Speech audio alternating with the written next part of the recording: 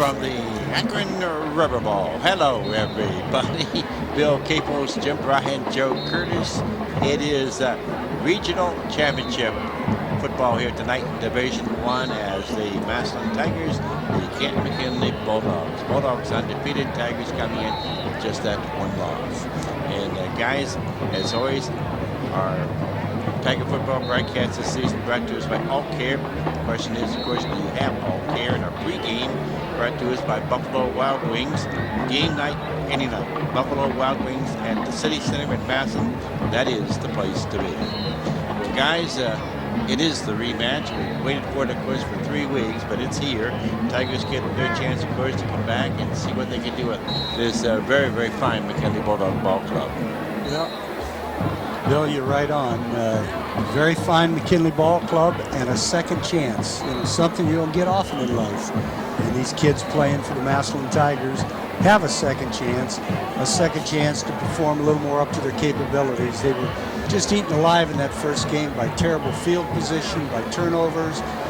Whether it was a matter of focus, whether it was just that McKinley is such a quick ball club that it took us out of our game plan a lot. I know the coaches have looked at those films, those tapes, I guess we say films, and dissected those things. And as Joe said early, thrown out the bad stuff, kept the good stuff, which meant about 3 plays, Joe, because as I recall, there might have been about 3 good plays in that first game offensively. But again, a second chance in life. Joe? Yeah, I think you're right, Jimmy. And of course, when you talk about a second game, a lot didn't go right for the Tigers in that first game, particularly offensively. And as a result of that, I think that what we're going to see here, we may get some idea as to how this ball game is going to develop after the Tigers have had the ball maybe on 3 offensive possessions. A lot of times you don't do a lot on your first possessions. Occasionally you do, but usually the first possession is just to feel your opponent out type possession, whereas the second and third, if the Tigers can get some momentum and pick up some first downs, then we're going to see an entirely different ball game than what we saw the first time around. If we're 3 and out, 3 and out, 3 and out, then that means that apparently the offensive adjustments we have made may not be sufficient, and it may indeed have been the quick McKinley beat defense that gave Massillon the problem. So let's watch what the Tigers do on those first 3 series. But historically, Jimmy, they say that the team that loses the first game has an advantage in the second game because they can correct what did not work well for them, whereas the team that won, there's not a whole lot they can change because obviously what they did was very effective, especially in a lopsided win like we saw in the first game. So there's not a lot they can change. All they can really do is try to guess what their opponent's going to change and make some allowances for that. Right on, Joe. Unless there's a tremendous difference in athletic ability, which there isn't, then you're right on. The thing that defensively the Tigers have to do also is not allow McKinley to get the big plays quite so easily. There will be big plays in this game. You know, with all this talent on the field, it's just going to happen. But you can't open the gates of, what is it, Hades? You can't open the gates of Hades on about the first series, and before you know it, home where you do. Yeah, that's what happened in that first game. Right. Would not be surprised to see the Tigers come out and kind of abandon that 3-4 that they've been running, particularly against the spread teams like they ran against Finley. See them more maybe in a 50 look where they can get some people outside on the outside shoulder of the McKinley offensive tackles. They want to try to force Morgan Williams to run inside. Williams got a lot of his long runs in that first game and he got outside the tackle box on cutbacks. He's got great vision and he cuts back very, very well. But I believe the Tigers feel that if they can keep him between the tackles and force him to run up inside, it's a lot easier to control him.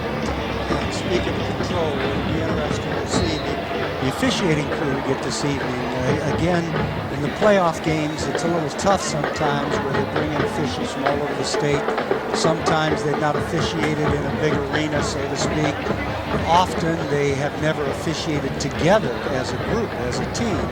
And getting that all worked out, all the bells and whistles, all the little kinks, all those things mean a lot. And then you never know. Sometimes it's an official that looks for certain things, like maybe a hold more than the kids are used to. Maybe it's an official that looks for interference a little more than what you're used to.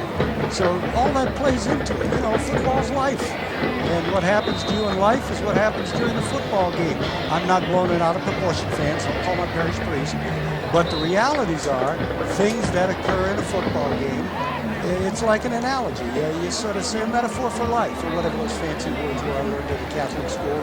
Metaphor, I think, is what it is. Thank you, Sister Ignatius. Football's a metaphor for life. Things happen in a game. You have to come back from those things, or bad things keep happening to you. And that's what happened in the first game. Hopefully the Tigers will be able to grab life by the throat early on and make this a very competitive struggle against one heck of a McKinley football team. All right, guys. And again, to remind our fans, of course, worldwide, we are on the internet tonight to bring you this contest. So if you have some friends, long distances, wherever, bring them a call and let them know. If they click on here, they can do that as of now. ESPN990.com and look for that little icon. It will tell you exactly how to get onto it. Also, don't forget, people, we do have our magic of word again for tonight's ball game. And for tonight's magic word, if you catch that when we bring it to you, and you're the probably be the 99th caller again on Monday on Ray Jeske's show, 7 to 8 a.m. You're going to win a $500 gift certificate from Sheetz, the gas station. They also have great food there. $500 worth. Also a $100 gift certificate from Best Buy in the Strip over in North Canton. And Canton Mckinley Bulldogs. Jimmy, Joe, both teams on the field here. Yeah, we've started to get these internet folks calling in, these gigabyte guys and gals. We've got some people from Norma Linda, California, the LA Police Department. The husband, Michael Malley, his wife, Alma C., and my Lord, their kids are listening. Ashland and Amelia.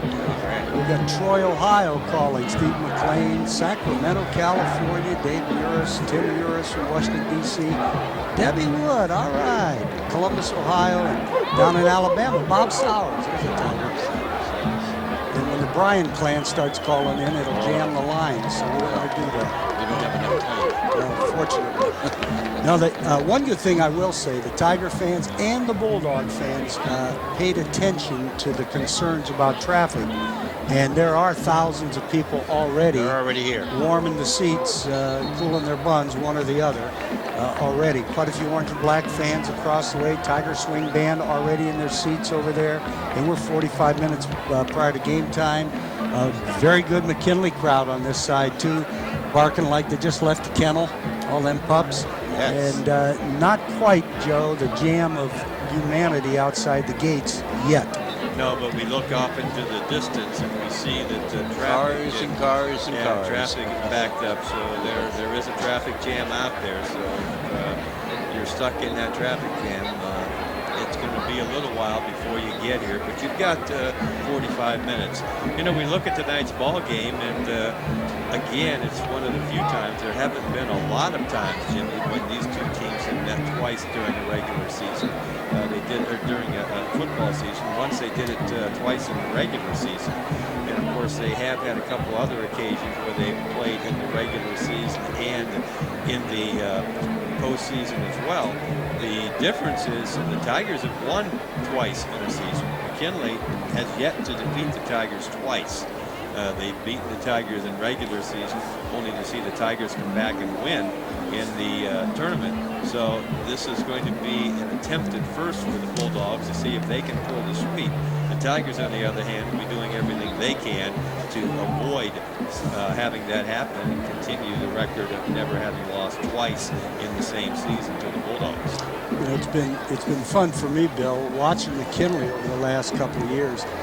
Coach Cross came up with that wing T concept in his mind, and right away did start stubbing his toe a little bit. They did. And then all of a sudden discovered Ryan Brinson, and that was a nice discovery. And he also discovered there's other football in the world other than the wing T, and began to run the I to utilize him so he can go both ways, right and left, not just be a left half running right out of the wing T. And as their team has evolved, they're starting to utilize their athletes a little more. Very basic in what they do. They'll run out of the eye. They run very basic plays. They'll run like an isolation. They'll run a stretch. But they do run them well. Exactly. They probably have a package of 10 or 12 plays that they repeat over and over again. They'll go into the wing team once in a while, try to run that belly to the fullback, run a little counter to a wing back. They will run out of the spread or the shotgun once in a while, but they don't trick you with what they do.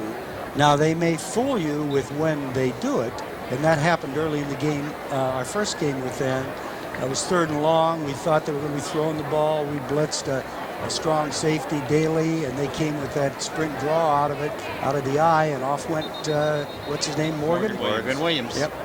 And that sort of set up their first touchdown. Set the tone early. Sure did. And then the rest of the game, Joe, we fought terrible field position. Sort of like Ohio State kept stubbing their toe today, giving Michigan field position, the short field for easy scores. And you just can't do that, especially maybe Ohio State was a little better than Michigan. They were able to overcome that. We're going to have the uphill fight tonight, and we can't be doing that tonight, short field, short field. No, you're absolutely right, Jim. And, of course, ironically, both of these teams still have a little bit of that wing T action in their offense. Tigers, of course, with the run and boot features some wing T type football, and Coach Cross has been able to keep a little bit of that wing T involved in his offense as well. But you have to believe, and I think Coach Cross found out very quickly, that when you're at McKinley, you're going to have the great tailback, and when you've got that great tailback, you want him to have the flexibility of being able to go left or right and not limited basically to just going one side. So there'll still be some replica of the wing T offense here by both of these football teams tonight. I think the big surprise to Massillon fans, I know to us, in the first game was the effectiveness of Dan Grimsley, the quarterback. Yes. He really had not shown himself to be anything of the special variety throughout the regular season, perhaps because he didn't need to, because they were just so much better than their opponents. But he certainly played very, very well, particularly in the first half, as Jimmy kept alluding to in that first game, when he looked at times like Johnny Unitas. I mean, he just was on the money with everything, and I think that was something that kind of caught the Tigers by surprise. And the thing that caught me by surprise about this Bulldog club, and you've got to give credit where credit is due, I was surprised at the ability of their offensive line in that first game. Having seen their reserves last year, their freshmen last year, I kind of felt that they might be a little lacking in that area. But as one coach, I read somewhere this week in the paper, one coach said he really truly felt that McKinley had the best offensive line in the state of Ohio. I think that was, I do remember Coach Phil Morrow talking about the Bulldogs, and he was very, very impressed. You know, I think they had a lot of kids that were young last year, too, that might have not played in those JV games. Quick, safe, and simple way to pay bills online from one website. Let's see if they limit us to 4 captains again. FNB Easy. Five, I think. No, we had 5. Finley. One of them was only.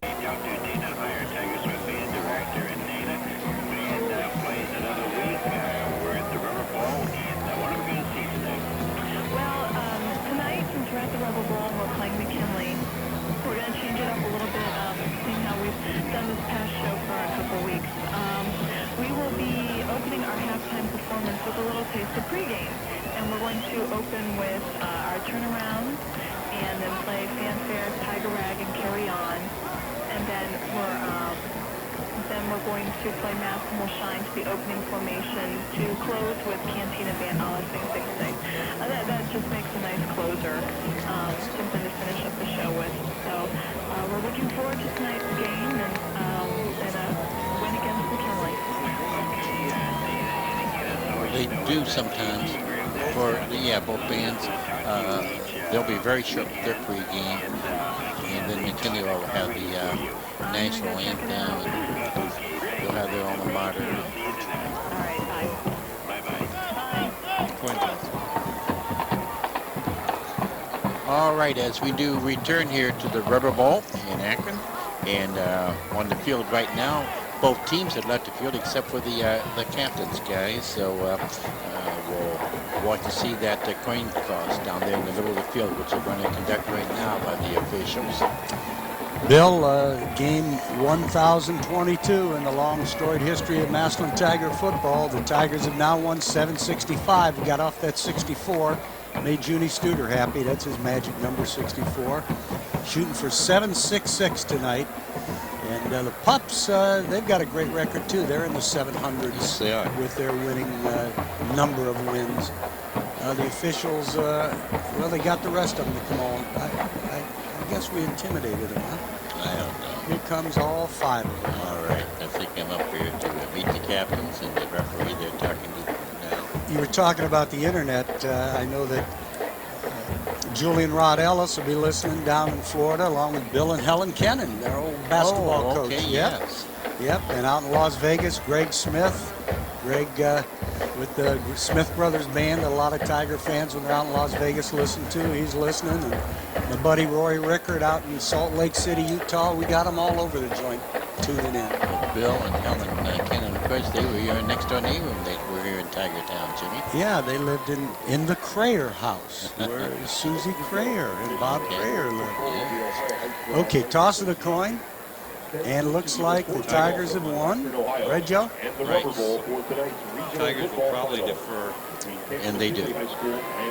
So that means the Pups will have their hands on that ball first. If I remember correctly, that's exactly what happened in game 10. Well, let's kick it to them and hold them and 3 and out and on with life. And it looks like the Tigers will be defending the closed end of the ball. And the Bulldogs will be receiving it at the scoreboard end. You know, Tiger fans always say, oh, I hate to go to the Rubber Bowl. We have bad things. Baloney, we've had some wonderful things happen up at the Rubber Bowl. Here. That 1964 win over Niles, one of the classics of all time. Well, a lot of people don't know, Jimmy, but you know, the Massillon Tigers helped inaugurate the Akron River Bowl. They played the first game in this bowl back in, I believe it was 1940, against the Alliance Aviators. We were invited to be a part of it. That was how well respected the name of Massillon in high school football was throughout this entire state at that time. Well, you know, it still does some things here for the bowl, Sure too. does. I would venture a few shekels that the Massillon games here, the average attendance is much higher than the Akron U average attendance here at this stadium. Jimmy, there's absolutely no, and I mean no, comparison. Well, I didn't say I'd bet unless I was sure. Come on. Yes, right. See, I don't gamble. You know, we talked last week. We gave some enrollment numbers of the various teams that had made the playoffs. Interestingly enough, when you look at the enrollment numbers for this weekend action in Division I, Canton Mckinley is really the largest school left. They have the computer, according to the Ohio High School Athletic Association, says 819, but the program tonight says 908 boys at Canton McKinley. Cleveland Glenville, who's playing Lakewood St. Edwards in the other regional final, has 738 boys. Lakewood St. Edwards has 703 boys. Massillon, the smallest of the 4 Division I teams, remaining 584. All of ours were orange and black, though. So we get that little Tigers are coached by Mr. Tom. So that's just a little bit of information as far as enrollment size Now, of ladies the and 4 gentlemen, let's meet remaining the offensive schools in alignment the hunt for the Division for the I Canton state McKinley championship. Bulldogs. Who will be the scoreboard. Between 500 and 600 have won the Division I state playoff. There's only been 11 teams that have won a Division I state playoff championship in the 32 years that it's been played. 11 teams have won all the championships. The 2 smallest, Toledo St. Francis, which is now a Division II school, has 501 boys in it as of now. Now, we don't have what they had as their enrollment when they won it, but as of now, they're Division II with 501 boys.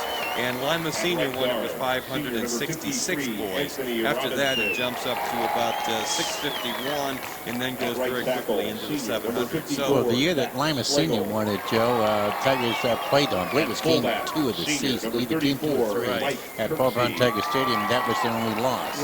Tigers beat them, but they returned to win that state championship that year at football, Brown Tiger Stadium. And I believe they beat Ignatius in Yes, bowling. yes, they did. You know, the thing that's so much fun for we who live here in Ohio, you're mentioning the enrollments, and we love our high school football and the great records here and the great traditions here. Good evening, and the thing we lose concept of sometimes, there's great high school football played elsewhere in the country, and it has a lot to do with the numbers. You know, when we say we have 500 some kids, boys, in our high school, there are high schools that have that many in a study hall. You know what I'm saying? Oh, absolutely. There are high schools out in California with 3,000-4,000 kids. In New York with 3,000-4,000 kids. Numbers like that, where they have great numbers to pick from. They were interviewing a kid that played for Cincinnati, who plays football for Cincinnati this year. He went to school in Brooklyn. There were 4,000 kids in his high school, and he said there were about 150 of them went out for basketball, and he said we were lucky to have 25 come out for football. So numbers aren't necessarily the issue as far as program. It's the support groups, it's the dedication of the kids. It all it's goes everything. together. Absolutely. And it's the Tiger Swing Band, which we see on the field right now. Just coming on right now. And guys, I'll tell you what, I think it's about time for us to take a look at those starting lineups. So let's get right to that as well. And Joey, we're going to take a look at the... Okay, we'll look at the starting lineup for Canton Mckinley. They're starting split end. A young man the Tiger defense will have to watch all night long. State champion in track, number 27, Joe Morgan, 6'2", 175 pounds, and a senior. The left tackle, number 77, Jared Haywood. He's 6'4", 357 pounds, also a senior. This is a huge McKinley Bulldog offensive line, folks. Number 53, the left guard, Anthony Robinson, 5'11", 250 pounds. The center is Drew McIntyre, number 69, 5'11", 215 pounds. A junior, he's the smallest of the offensive linemen for the Bulldogs. The right guard is Terrell McDonald, number 64, 6 foot, 288 pounds, and a senior. The right tackle is Zach Slagle, number 54, 6'2", 297, and a senior. Generally recognized as the best of their offensive linemen. The tight end, number 89, DeJuan Dickerson, 6'2", 220 pounds, a senior. Also, you see when the tight end is out, wide receiver Mark Jackson, number 9, 6 foot, 197, and a senior. Remember, he caught a big touchdown pass against the Tigers in game 1. The quarterback is number 12, Dan Grimsley, 5'11", 180 pounds, and a junior. The fullback is Mike Kirksey, and he's been making more and more as far as yardage for the Bulldogs in the playoffs. Kirksey has scored a couple of touchdowns in the last couple of playoff games. He's 5'9", 183 pounds, and a senior. And of course, the young man who's led the Bulldogs all year long. Everyone's trying to find a way to stop him. Let's hope the Tigers do tonight. Number 23, Morgan Williams, 5'11", 187 pounds, and a junior at that tailback position. Okay, we're going to the field, the Tiger Swing Band and the Washington High alma mater.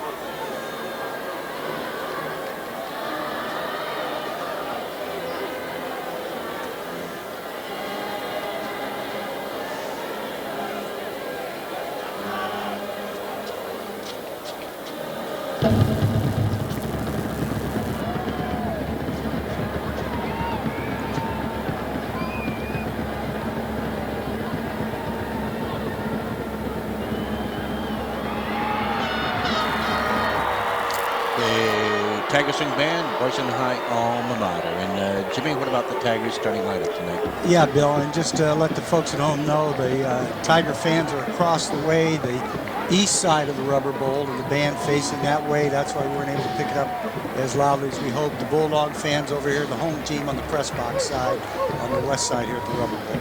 I'll give you that Tiger defense, since we will be kicking. In that interior line, we expect to see number 41, Lorenzo Grizzard. He's 6 foot, 230, and a senior. And number 90, Emery Saunders, 6'2", 260, and a senior, manning the middle.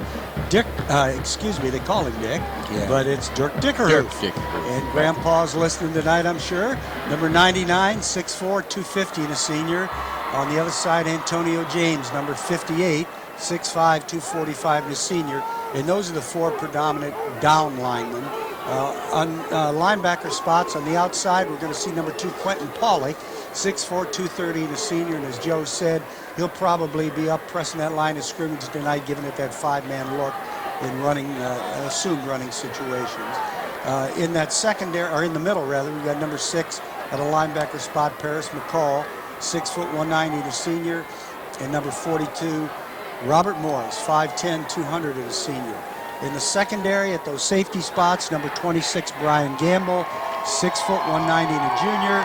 And number 10, Andrew Daly, 6'3", 212, and a junior.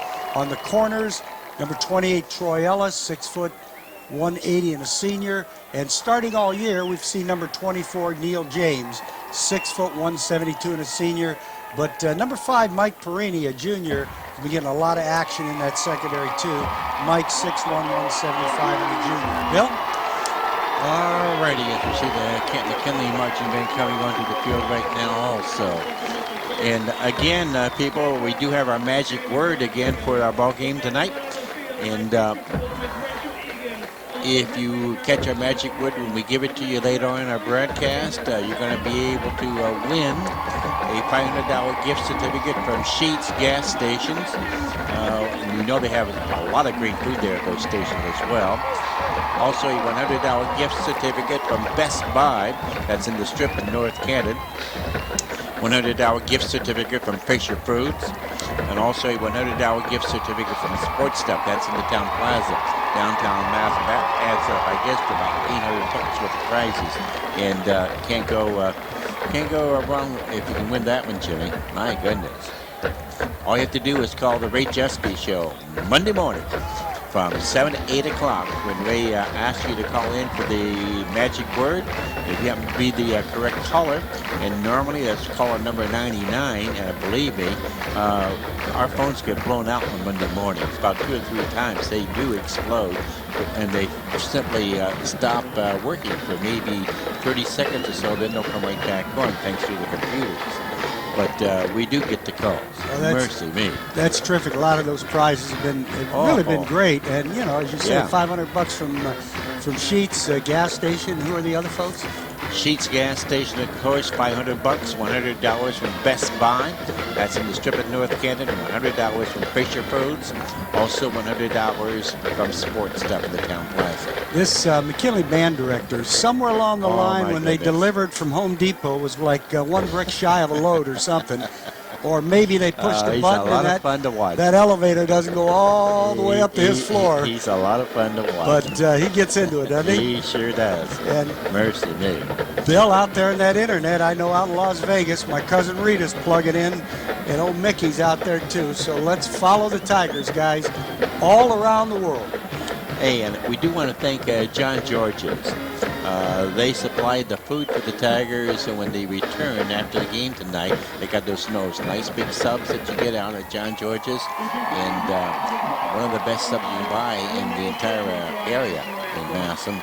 So we do thank those people for supplying the subs for us for the football team, and they'll get those, of course, when they get ready to return home tonight. Great West Side supporters, the Massillon Tigers over the years, and tremendous. Really have helped the program for many years, as many of our local businesses have always done. And I do want to reassure Frankie York down there, our Zor postmistress, and all her buddies down in Bolivar. Yeah. We'll do our darndest to tell you what the heck the score of the game is as often as possible. God bless But if Frankie. you would just turn on the radio and listen the whole game, you'll Frankie. get the score, babe. I know Frankie very, very well. You know, her son Craig, of course, I happened to be a sideliner of his at one time does that go back years ago? And I bet Craig's listening on the internet out in Arizona because we zapped him the info. Good. I hope so. I mean, tremendous youngster, tremendous family. And we just thank them all, of course, for listening to the internet worldwide. Happy to bring it to you here tonight. It's the Bulldogs and the Tigers.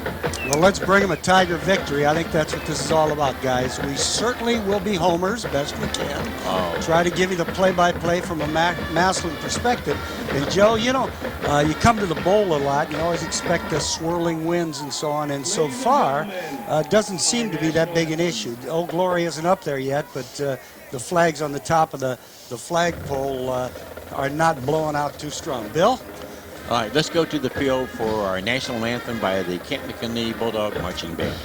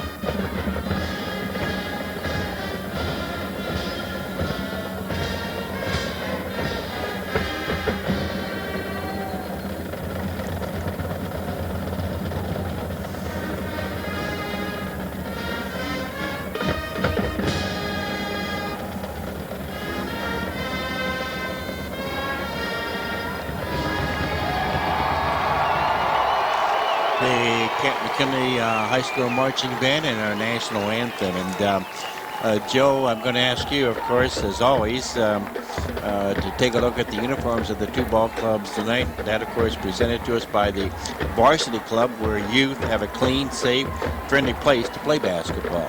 Joe? Well, Bill, each team tonight wearing solid colors.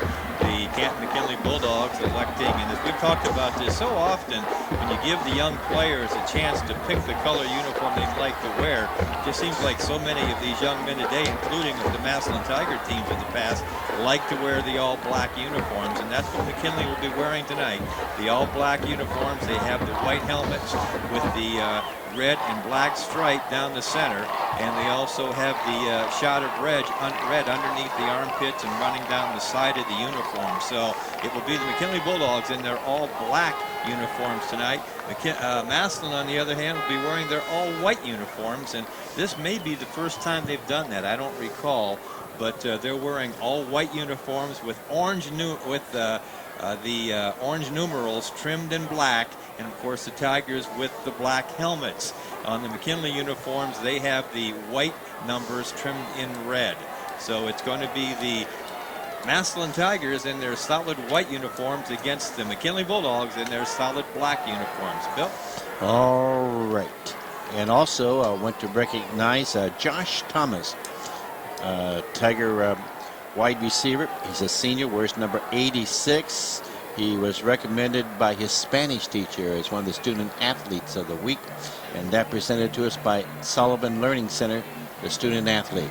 It's Josh Thomas. He is a senior. Yeah, those Sylvan Learning Centers are really helpful to people They that need a little really additional are. attention. Carol Taylor, a big hello to you, and we'll try to bring you a victory tonight. And also Bob Ronk and Betty Jo Ronk.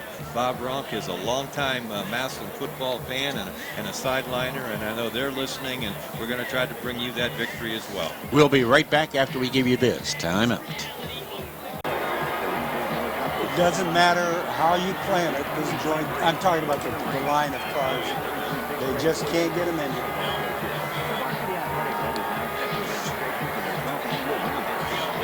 Yep. Here come the Bulldogs.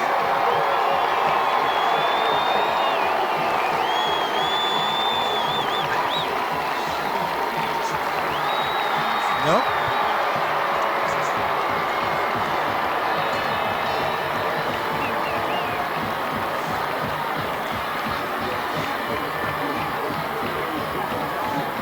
Looks like they got the strips out, Sal.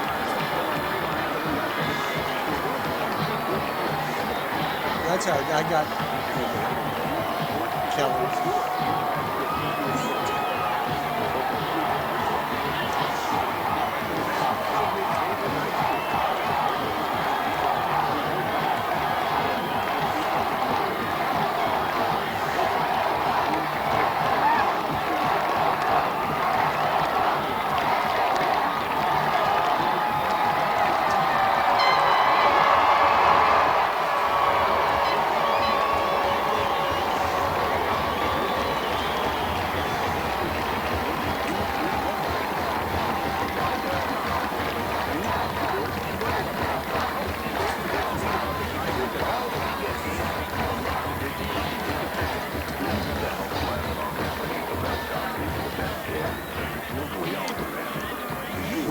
flag against? It's On the one end here, on this near end, right at the scoreboard.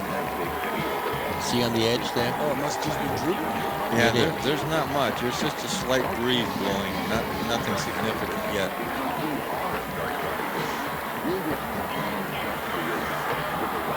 Well, it should be Joe Morgan and Morgan Williams back deep, Bill. Yep.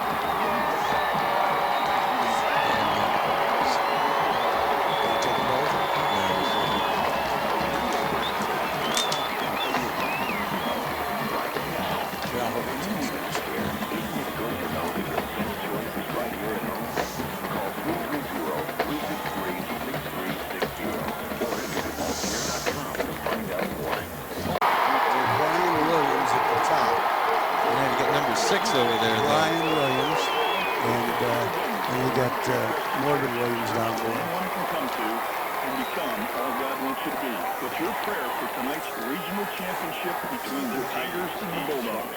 Here we go again. So would you please pray with me? Heavenly Father, last week was a great game, and it went down to the wire. But tonight should be truly historical. We ask, Lord, that you would preside over this game, over the Rubber Bowl, and that you would bless everyone present and everyone listening by radio and worldwide on the internet. It's an exciting night. It's an We're unusual coming to our return. Thanksgiving holiday. See how they have We 4 praise o'clock? you, our Lord, for your amazing care in our lives all year long. And we thank you. Well, with no wind, he's probably going to try and put it on the numbers to the right, over to the left over here. Father, and thanks in advance for whatever the outcome of this game or the privilege of experiencing it. In Christ's name we pray. Amen. And now from River Tree Christian Church with Sunday services at Washington High School at 9 and 10:30 a.m. Williams, Right Morgan. Williams. And the opening kickoff picked up by the Bulldogs, and they're going to route it down right at that 20-yard line. Looks like Cody Colley in there on the tackle for the Tigers. Now that's looked like Andrew Daly. Andrew Daly. That kick went to number 6. Williams. Brian Williams brought it out from the 9 up to about where they spotted it, the 22. Ideal winning kickoff is always brought to you by the Independent, and our first quarter of action brought to you by the Perry Eye Clinic. Bulldogs will be moving from our left to our right across your radio dial from the open end to the closed end here at the Rubber Bowl. It's First a horseshoe and here. 10. Yes, it is. Eye backfield as Grimsley goes up under his center. And he's going to hand it off straight across the middle, across the 25 to the 30, fumble. Now who's got the ball? And it looks like the Bulldogs. That was Morgan Williams on the carry. Very first play, just an isolation play right up the middle out of the eye. And they opened up that middle, made big yardage out over the 30, first down on the 32 as we start this 0-0 ball game, Bill. All right. It's going to be Joe Morgan. They split it into the far side. I backfield, Kirksey and Williams. Grimsley under his center. Again handing it off to Morgan Williams. He'll cross the 35 to about the 37. McKinley's offensive line again got a real good surge off the line of scrimmage that time, and Williams tried to bend it back to the near side here, but the Tiger pursuit got to him. Tigers right now are in a 4-man front with their outside linebacker. Pollock stepped up to make a 5-man look. Everybody in tight trying to stop this McKinley running game, which has been tough to do. Second out, we'll make it 6. Again, the I-backs. Grimsley, the quarterback, the junior, up under his center, will drop back. And again, we'll give it off to Morgan Williams and maybe a yard to about the 38, maybe 39. We'll see where we'll spot that ball. About the 39. Bill, sounds like we're in the isolation booth here. It does. Let's get a little of that fandom out there so we can get ourselves into a game. 10:46 to go. First quarter, McKinley with that opening kickoff made a first down on one play. Now they've got a third and about 4. Backs are all set for Grimsley under his center. He will dropping back now, rolling to his left. Now he will throw. It is incomplete. Well, Tigers caught a break there. Grimsley tried to get the ball down the field on the pass. Looked like he had the first down if he wanted to tuck it and run. They ran that action to the right. He rolled back to the left. No one out there, but he tried to throw the ball and overthrew it. So it's 3 and out for the Bulldogs on their first possession of the ball game. So already, again, it's different this time than last time. McKinley not driving down the field on their first possession, forced to punt. Grimsley to do the punting. The quarterback stands back at his own 25. Troy Ellis to receive it for the Tigers back at his 28. And this punt, high kick and fair catch being called for by Ellis at about the 31-yard line. Well, Tigers have great field position on their own 31, ball right between the hash marks, moving from our right to our left. Again, you folks that have never been to the Rubber Bowl, it's a horseshoe like down in Columbus, and the Tigers have the open end that they're driving toward the scoreboard, which is the north end here at the Rubber Bowl in Akron, Ohio. And Joe, does that look like Robinson in there at the tailback spot starting the ball game? Yes, it does. Linnell Robinson starting at tailback. He's a lone back. As Huth up under his center, gives it to Robinson. He'll break off the one tackle, fights forward now to the 35, drives forward to about the 37. Linnell has earned himself playing time with his hard running late in the season. Brian Gamble, of course, the leading ball carrier for the Tigers, now coming into the ball game. But they let the senior Robinson carry the ball on first down, picked up almost 7. Second down, and a long 3 or short 4, take your pick. Trips to the right side, that'll be Trey Miller out there along with Van Ryzen. Backs are all set as Ryzen goes in motion. Quick handoff across the 40 to the 41, that is Brian Gamble. Going to be just about a yard short of the first down. Yeah, it looks like they're going to spot it right at about the 40-yard line. A little different look in our offensive line, too, guys. Reggie Como starting at the right tackle tonight. And at the left guard, Corey Briggs getting some more size up there. Corey goes about 6'3", 295 at that left guard spot, trying to get a little more push up front. Ball right at that 40-yard line. Football just across it. Referee's blown it in play. Tigers sending in a power eye look, guys. Third down and 1. Well, they're in split backs now. Oh, no, they are in the power eye back now. As Huth under his center again will hand it off, fighting forward. That's Nicholson, and he's going to get the first down from where they spot that ball. Yeah, it looks like they're about the 42. About the 42, right, Bill? Yeah, they came out in that power eye look with 2 upbacks, 2 fullbacks up, and a tailback deep. And they ran a little belly to the fullback, one of them, Quentin Nicholson, right up the gut, picked up just what he needed for that first down. And already Tiger fans on their feet across the way, feeling a little different flow in the game this time. Well, all right. Compared Tigers, to how we started last yes, ball game well, against the 3 Bulldogs. games ago, the Tigers didn't get their first down, their first down, until middle of the second quarter. Tigers come out as they did the first play with 2 tight ends and Robinson, the only running back. Huth, the junior quarterback under his center, will roll to his right now. Throwing this one, it is incomplete. That was meant for Zach Van Ryzen over there on that far side at about the McKinley 40-yard line. Running a little wheel route from that split end position. He went out and up the sidelines, past the cornerback. The safety was closing. The ball was thrown pretty doggone well, but just not quite on the money. Brings up a second down. Tigers trying to grab one when they can. 8:32 to go. First quarter, no score. You got it, Frankie? Okay. Backs will be offset on second down and 10. Trips to the right side for the Tigers. Huth with the ball will roll to his right now. This one, he will keep it. Now he's throwing it. It's going to be complete. Van Ryzen out of bounds. At about the, I'm sorry, that was to, you're covering it up for me, Miller. Trey Miller, number 11. Roll them bones. At the McKinley 31-yard line. What do we say out there in Vegas? Yo! Well, that was a nice number play. 11. That was a nice play that time by Huth as he rolled to his right. Looked as though he was going to run. The defense came up to stop the run, and he lobbed it over the defense to Miller for the first down at the McKinley 32. Backs offset. They'll put Van Ryzen in motion to the right. As Huth again dropping back. A screen pass. This is to Gamble. He'll cross into the 30, to the 25, to the 20, 15, inside to about the 13. Actually, McKinley had that pretty well snuffed out. It was a play-action pass. The quarterback rolled to the right, to the far side, threw a throwback screen to the tailback here on the near side, and just a nice job of running by Brian Gamble. Gives that Tiger ball club a first down on the 13.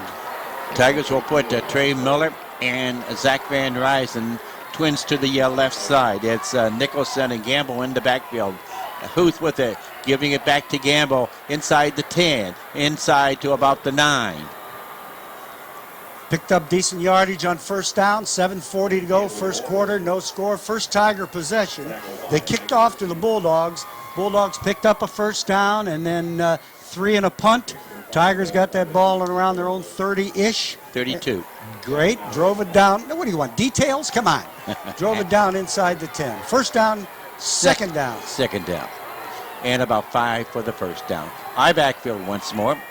Again, Huth with the ball will take it. We'll give it off. This will be Gamble's in 2, 5, 4, 3, 2. Touchdown. And he'll go in for the score on that far sideline right at the pylon. And already we've got ourselves a ball game totally different than that ball game number 10 when the Pups blew out the Tigers 38-8. Tiger touchdown as always, brought to you by the Family Dentistry in Massillon. You can call 833-GRIN. And our extra point attempt brought to us by Save-A-Lot. Great food, great prices. You do save a lot. We got these college goalposts here that are more narrow than the high school version, so Schott's going to try this one. And this kick is up. Good. Home appliance scoreboard reads the Massillon Tigers 7, the Canton McKinley Bulldogs nothing. Back with the Tiger kickoff after we give you this Martine timeout.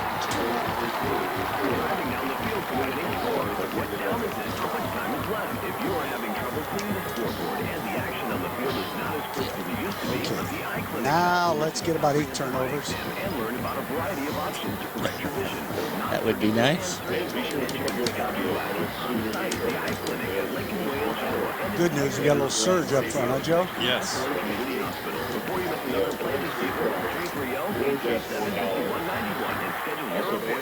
69 yards, 8. Ball, 7:08 remaining, opening quarter. It's 7-0 Tigers. And Joe, what about that scoring drive? Well, Tigers' first possession, they go 69 yards in 8 plays. The touchdown run, 9 yards over the right side by Brian Gamble. Schott's extra point kick is good. And at the 7:08 mark of the first quarter, the Tigers jump out 7-0.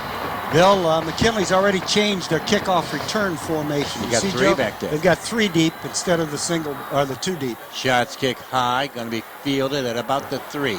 Up across the 5, to the 10, 15, 20, 25, 30, 35, 40, 45, brought down in the Tiger territory at about the 48-yard line. And that was Brian Williams, brought it all the way back. The tackle by the kicker, Steve Schott. And he was the last man to have a shot at Williams. Made a nice ankle tackle over there on the far sidelines. So that McKinley speed showed itself on the return. 6:59 to go. Tigers on top, 7-0. But McKinley with a short field, starting on the Massillon 46. That's similar to 3 weeks ago. They had a lot of short field attempts. It'll be Kirksey, Williams in the backfield. I-backs for the Bulldogs. Grimsley, the quarterback, will hand it off to Grimsley, or Williams, that is, and he will pick up maybe a yard. Right up the gut, running that ISO, and nothing there. So you got to look for play action time. They're in a situation where play action, go deep, certainly would be an opportunity for them here with the field position they've got. Win not a factor, and if they are unable to complete it, they could punt the Tigers deep on their 3rd down, 4th down situation. Well, it's 2nd down and 9. They do have a great kicker, Zach Campbell. He can boot him. They've got Williams on a wing. See if they bring him around on a counter. All right, Grimsley up under his center will drop straight back. 3-step drop. He's going to go deep. This one's going to be incomplete. Down that far sideline, but simply overthrew him. Well, yeah, another big. You could feel that coming, Joe. Yeah, another big difference in the first game. In the first game between these 3 weeks ago, Grimsley could do no wrong. His first 2 passes here tonight have both been thrown very poorly. That one was overthrown by about 5 yards. On the other side of the ledger, Bobby Huth, who had a kind of a rough time against McKinley the first time, 2 out of 3 on that touchdown drive for a total of 29 yards. This is screen or draw kind of situation, guys. I-backs for the Bulldogs. 3rd down, 9. Grimsley under his center at the Tiger 45-yard line. Grimsley dropping straight back. He's going to go deep, and it's going to be incomplete. Again, he way overthrew it. And it's punt time. McKinley trying to get the deep ball and twice overthrown. Now it's going to be 4th down and 9. That ball right on the 45 of the Tigers, and Grimsley the punter. So you always got to be a little careful. Yes, sir. But I don't think you'll see that here with a long 4th and 9. Grimsley standing back at about his 41-yard line. Ellis to receive this punt, standing back at about his 11-yard line.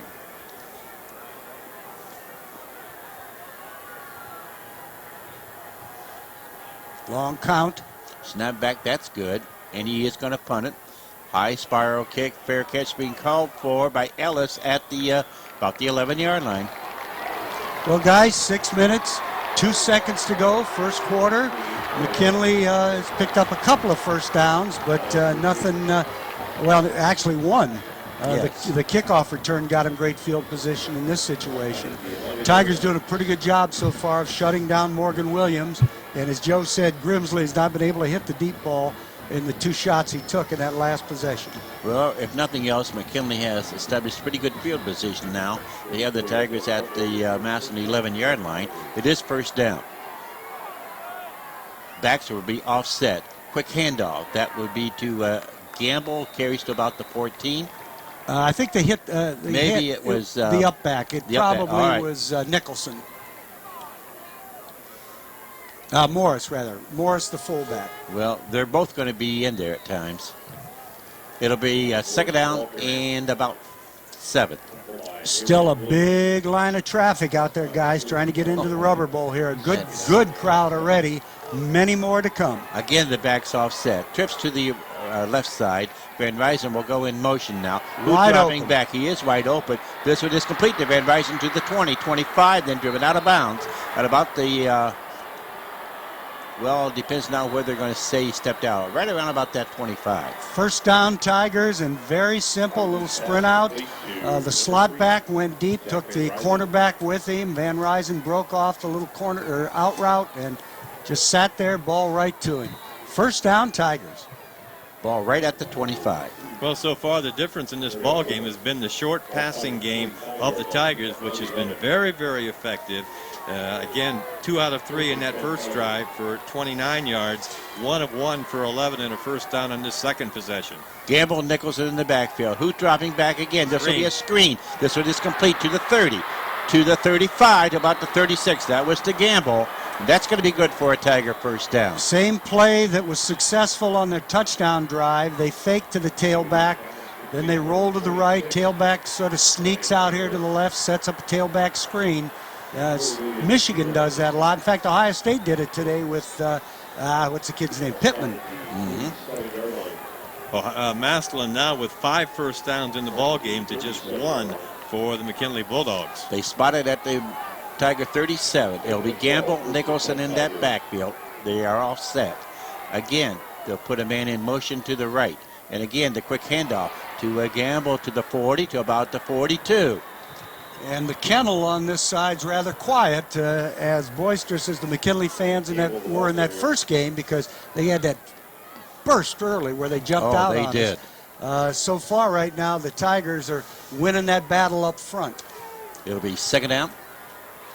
And Tigers need about 5. A long way to go, though, guys. Looks like Robinson in there, Bill, at the tailback. Linnell Robinson. They'll put man in motion. That's Daly as Huth rolls to his. The pass is complete to Daly. He's going to get the 1st down to about the 48-yard line, 47-yard line.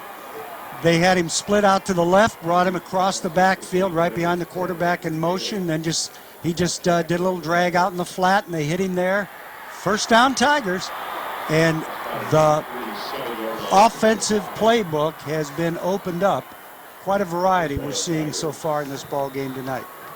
1st and 10. We got 4:04 remaining with the clock moving here. Opening quarter, 7-0. Tigers lead it. Is this Wells 32 down here at the bottom?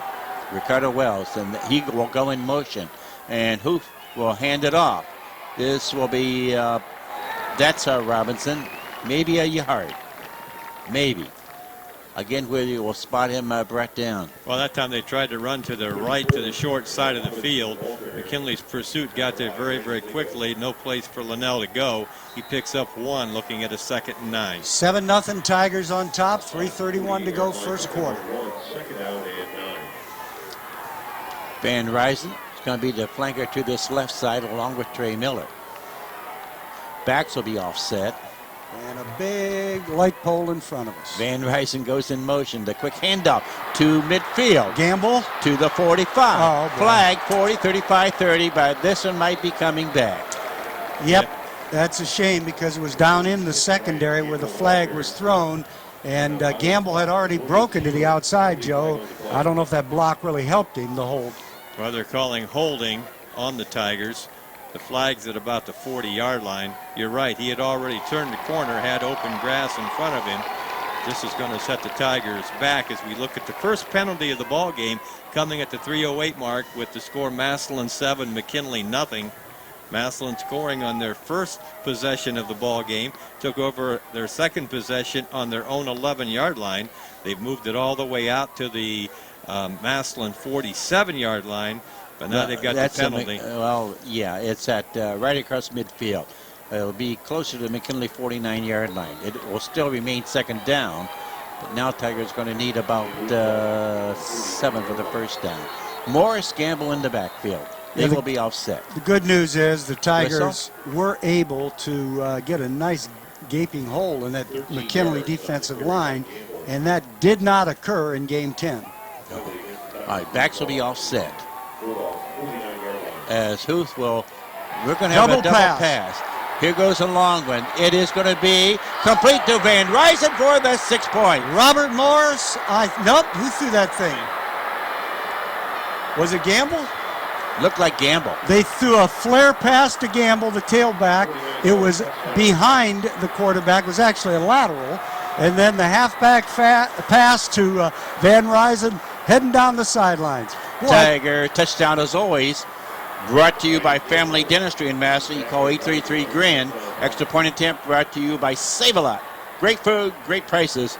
You do save a lot. 3 minutes, 1 second on that scoreboard. Steve Schott, kick is up and good. Home Plant scoreboard reads the Massillon Tigers 14, the McKinley Bulldogs nothing at the 3:01 mark. Back with the Tiger kickoff after we take this time out.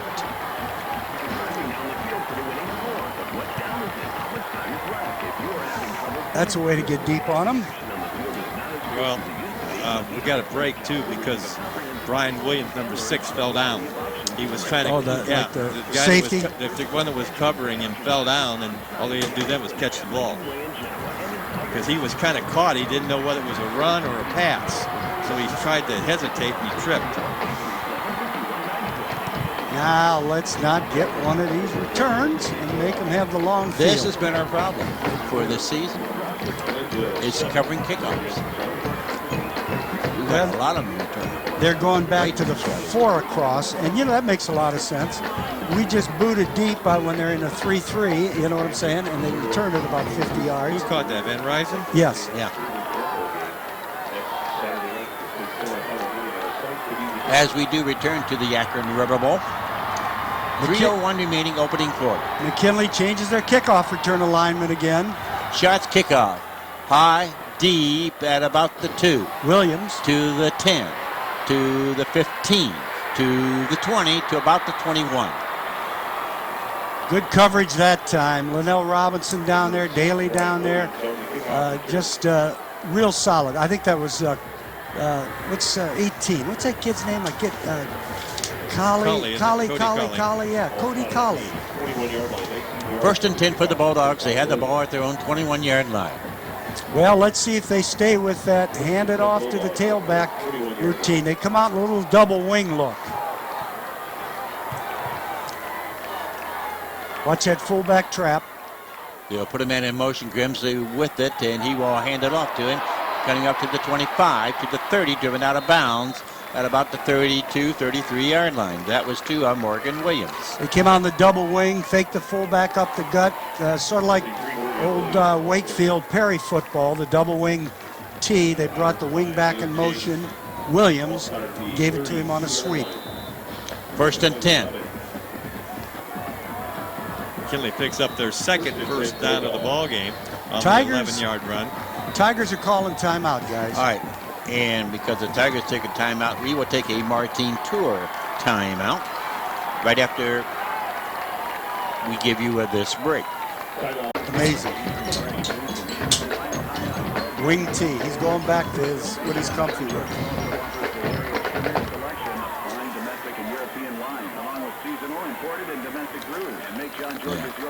Should be good back.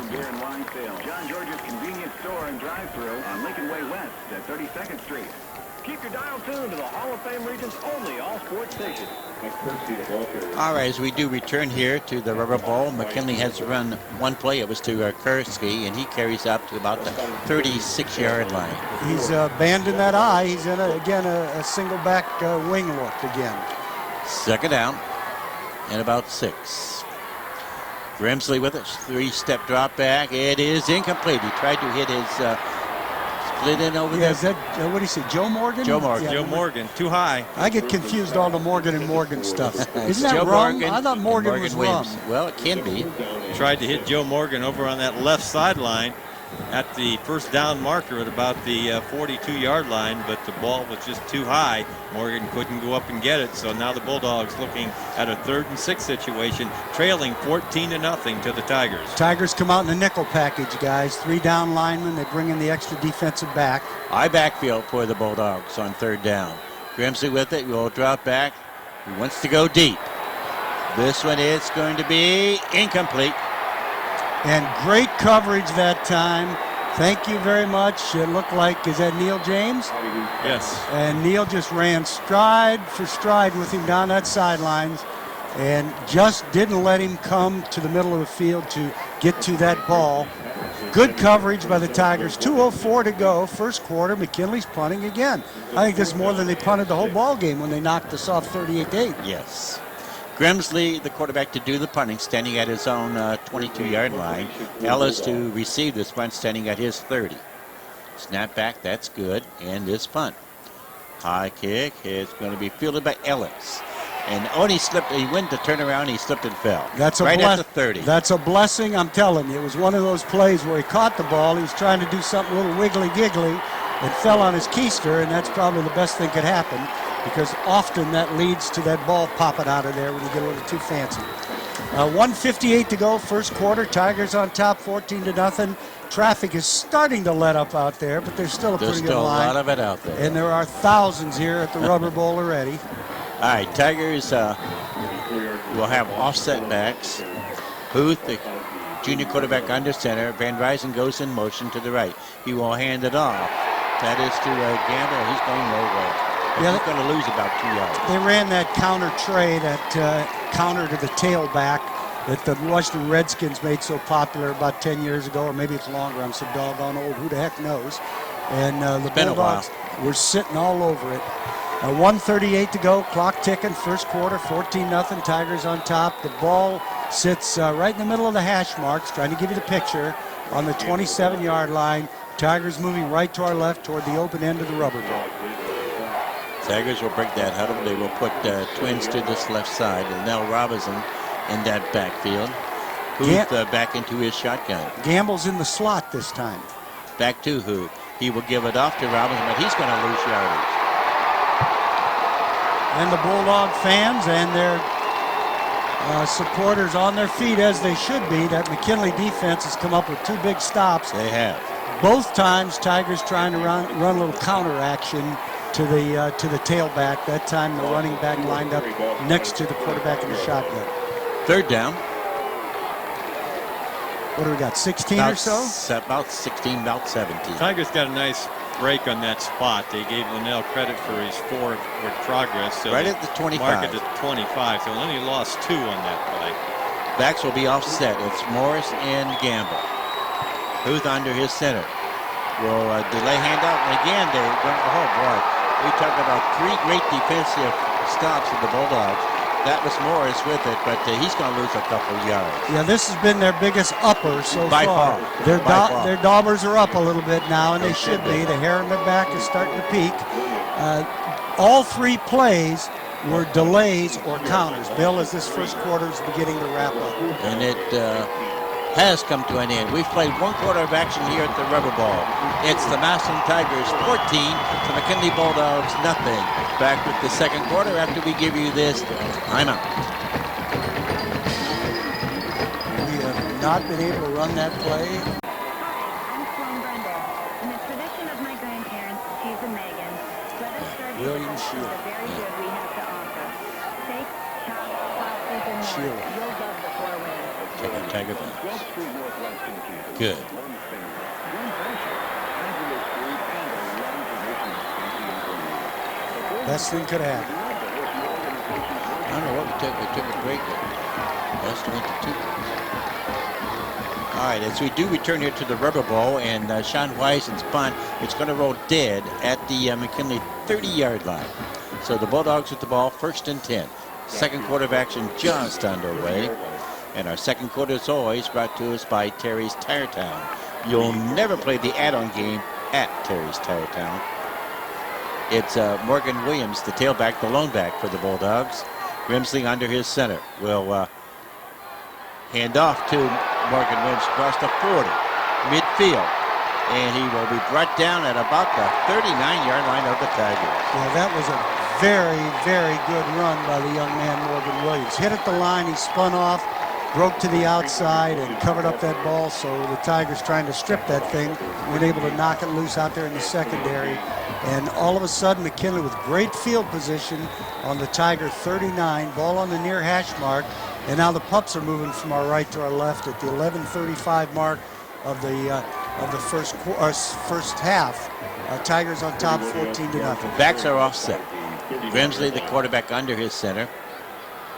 And he will again give it to Morgan Williams. He'll cross to about the 36-yard line, giving about 3. And Cross is upset with one of his wide receivers, who obviously didn't go down and block whom he was supposed to have blocked. Is it whom? You're the old English teacher. In that case, Whom? yes. Well, you know, we talked about the short passing game being the difference so far in the ball game. Grimsley 0 for 5. Bobby Huth is 5 of 6 for 73 yards. Brian Gamble 1 of 1 for 49. Joe Morgan split into the right side. Backs are all set. Grimsley with the ball. Will hand it off once more. And he'll be driven out of bounds on this near side. That's Morgan Williams to about the 33. He's going to be about 4 yards short, 3 yards. Well, we'll see where they mark it out of bounds. At about the 33. That was wing T football right out of the playbook. Fake the fullback up the gut, give it to the halfback, taking it off the left side. 2 guards pulling, leading the play. Tigers able to keep it from being a big one. So 3rd and 4? About 4. All right, backs again will be offset. It's Kirk C. Williams.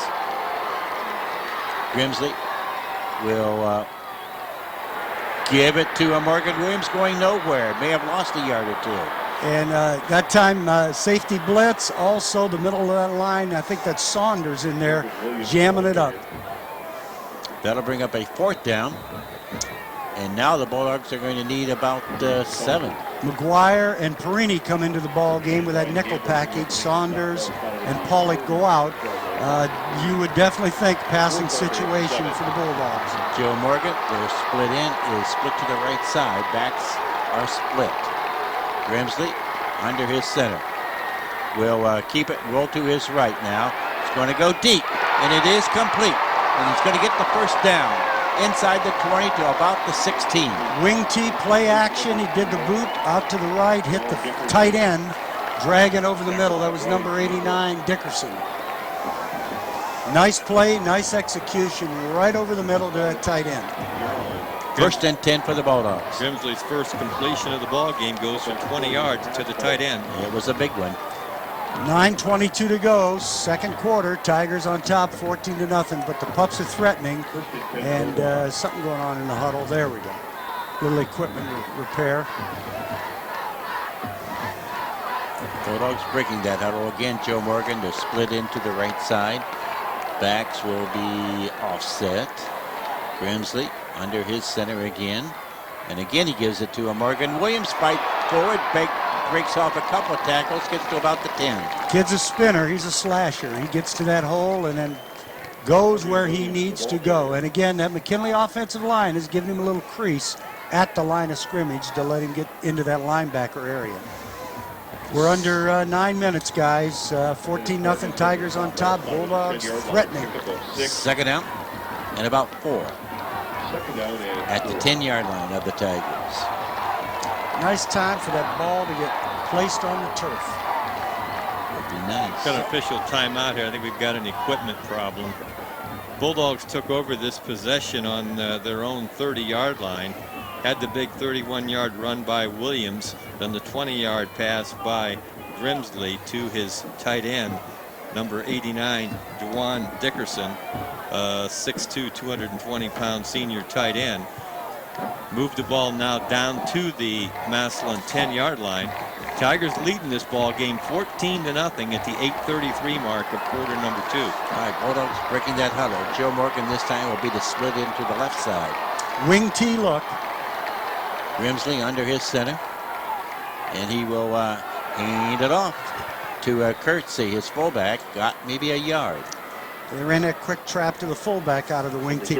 Really amazing to me how Coach Cross has gone back to what he's comfy with, that wing T look, that wing T play action when he's gotten in a little trouble here, down by 2. And I guess you always go to what's warm and fuzzy when things get a little tough. Third down, and we'll make it about 3. Bulldogs need to get inside the 7 in order to get a first down here. Let's see if they try that wing T pass, hit the tight end. Same formation on third down. And he wants to go slant over the middle. Oh, no good. And thank you. They were all over Morgan that time, the wide receiver, running a slant. And the Pups look like they're going to go for the field goal here. That would be Zach Campbell. He is a junior, and he's a very good one. That sounds like a layman name. I'm telling you, Campbell. Joe? That's a big call for us because I thought third and about 3, they'd run the ball twice for the first down. Yeah. Got a little greedy, tried to go for the pass, and again, Grimsley not having an outstanding first half here tonight. They'll spot it at about the 16, 26-yard attempt. High snap, kick is up, and it is good. Home appliance scoreboard now reads the Tigers 14, the Bulldogs 3. Back with the McKinley kickoff after we give you this timeout. I'll take 3. Yeah, the way they were driving. Yep. They were driving. Yep. Yeah, I don't know why he'd do that. I mean, why would you throw the ball? I think he The rubber ball. And back deep, it's Andrew Daly and Linnell Robinson for the Tigers. This is Campbell kicking for Yes. the Pups. Just kicked at the field goal as he approaches. This kick is going to be fielded up front to about the 25, to about the 30, to about the 35, and to about the 36. And that was Robert Morris. And very good field position. They bounced that thing. They didn't want to kick it deep. And Tigers end up with good field positions. Morris, part of that second group, scooped that thing up and brought that thing out to the Tiger 37. Ball sort of near the right hash mark. Tigers moving from our left to our right as they come out onto the field. 7:34 remaining here, second quarter, 14-3. Tigers on top. It'll be Gamble, Morris in the backfield. They will be offset. The junior quarterback, Bobby Huth, up under his center. Man in motion to the left, and the ball quickly handed off to Robinson. He'll carry across the 40 to about the 44, 45. Just a nice quick hitter right up the middle. Is that who's this kid playing number 85, playing that H-back? Is it 85 or 95? See if you can spot. It's the big kid standing right on the X, Joe. He has been running like an H-back, went in motion and led through that time. 95. Is it 95? And we don't have a 95 on our program, so it's that might be the youngster. the mysterious man. Yes, second down and about 2. The quick handoff to the 45, about the 46. Now it's a question of where they're going to spot it. Boy, good job by McKinley, interior lineman, just tripping up the running back that time as he tried to get to the outside, keeping it. From a good game. You got Big it. game. So it's 3rd and a long one. Yep, more like 2, almost. Young man's coming out. Tigers coming in with a different look. 6:27 to go, second quarter. 14-3, Tigers on top. And a relatively big 3rd down here to try to get a little momentum going. Going back. Twins Tigers on this way. right side. Backs offset. And who's with the ball rolling to his right now? This is going to be caught at the, that was to Trey Miller. He's going to pick up the Tiger first down at the McKinley 42-yard line. Ran like a deep curl. Both Van Ryzen in the flat and Miller curling over the middle were open that time as the Pups looking for that running play, I believe, on 3rd down. Play action, got the quarterback outside contained, and what a job we've done of getting our quarterback outside contained all year. That's a hard thing to do. Ricardo Wells into the Tiger lineup this time. He's one of 2 twins on that left side. As who's with the ball will hand it off. This is Linnell Robinson to about the McKinley 35-yard line.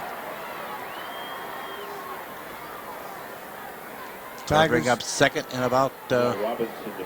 Tigers with 2 tight ends that time. That might be Dickerhoof, number 99, the 1 tight end, and of course Huffman, the starting tight end on the other side. 2nd and about 4. Up a little change, a late replacement into the backfield. New play from the bench. Backs will be offset. Huth under his center. The quick handoff. Robinson with it. He'll fight forward, and he's going to get his first down inside the 30. Well, that was a good replacement to come in. That was the fullback Nicholson that came in and led Robinson through the left side. Tigers moving the ball on the ground, and it's timeout, Coach Cross. So we will take our Martine Tour timeout as well, right after we give you this break. Too many cards. You expect that to be a little higher scoring. You expect that to be a little higher scoring.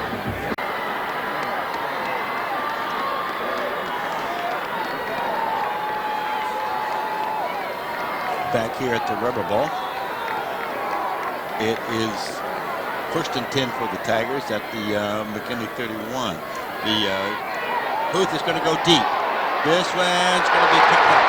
This is bad news, guys. 15 to the 20, 25, 30, 25, 40, and then right down to midfield. Yeah, Tigers tried to sneak one in there. The ball was poorly thrown. Trey Miller running a post route. The ball way overthrown to the sidelines, picked off by number 6 for the Pups. Their fine defensive back. Whatever the heck his name is. Brian Williams. And now McKinley, so a good timeout for the Bulldogs. Sure was. And Tigers trying to catch him napping, but they woke up quick. Ball right at midfield. High backfield for the Bulldogs. Grimsley, the quarterback, with it, will drop back. And he's going to hand it off to...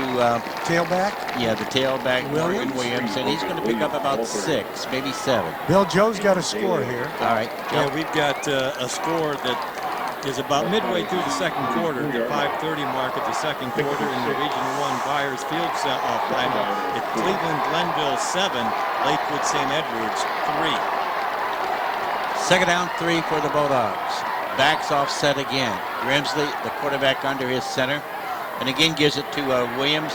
Fights forward, got tripped up, but he used his athletic ability there, and he almost picked up the first down to about the 41. Well, we got great penetration by Brian Gamble from the safety position, able to reach in and grab him by the ankle. Brian upset with himself that he didn't bring him down, but he's the one who eventually, but Williams just so strong, able to maintain his balance all the way down to the 41. But a nice defensive play by Brian Gamble. 3rd down, less than 1, really. Again, offsetting the backs. Grimsley again gives it to Morgan. He's going to get the first down. just barely across the 40-yard line. We're at the 3:36 mark. Clock is stopped while they move the chains.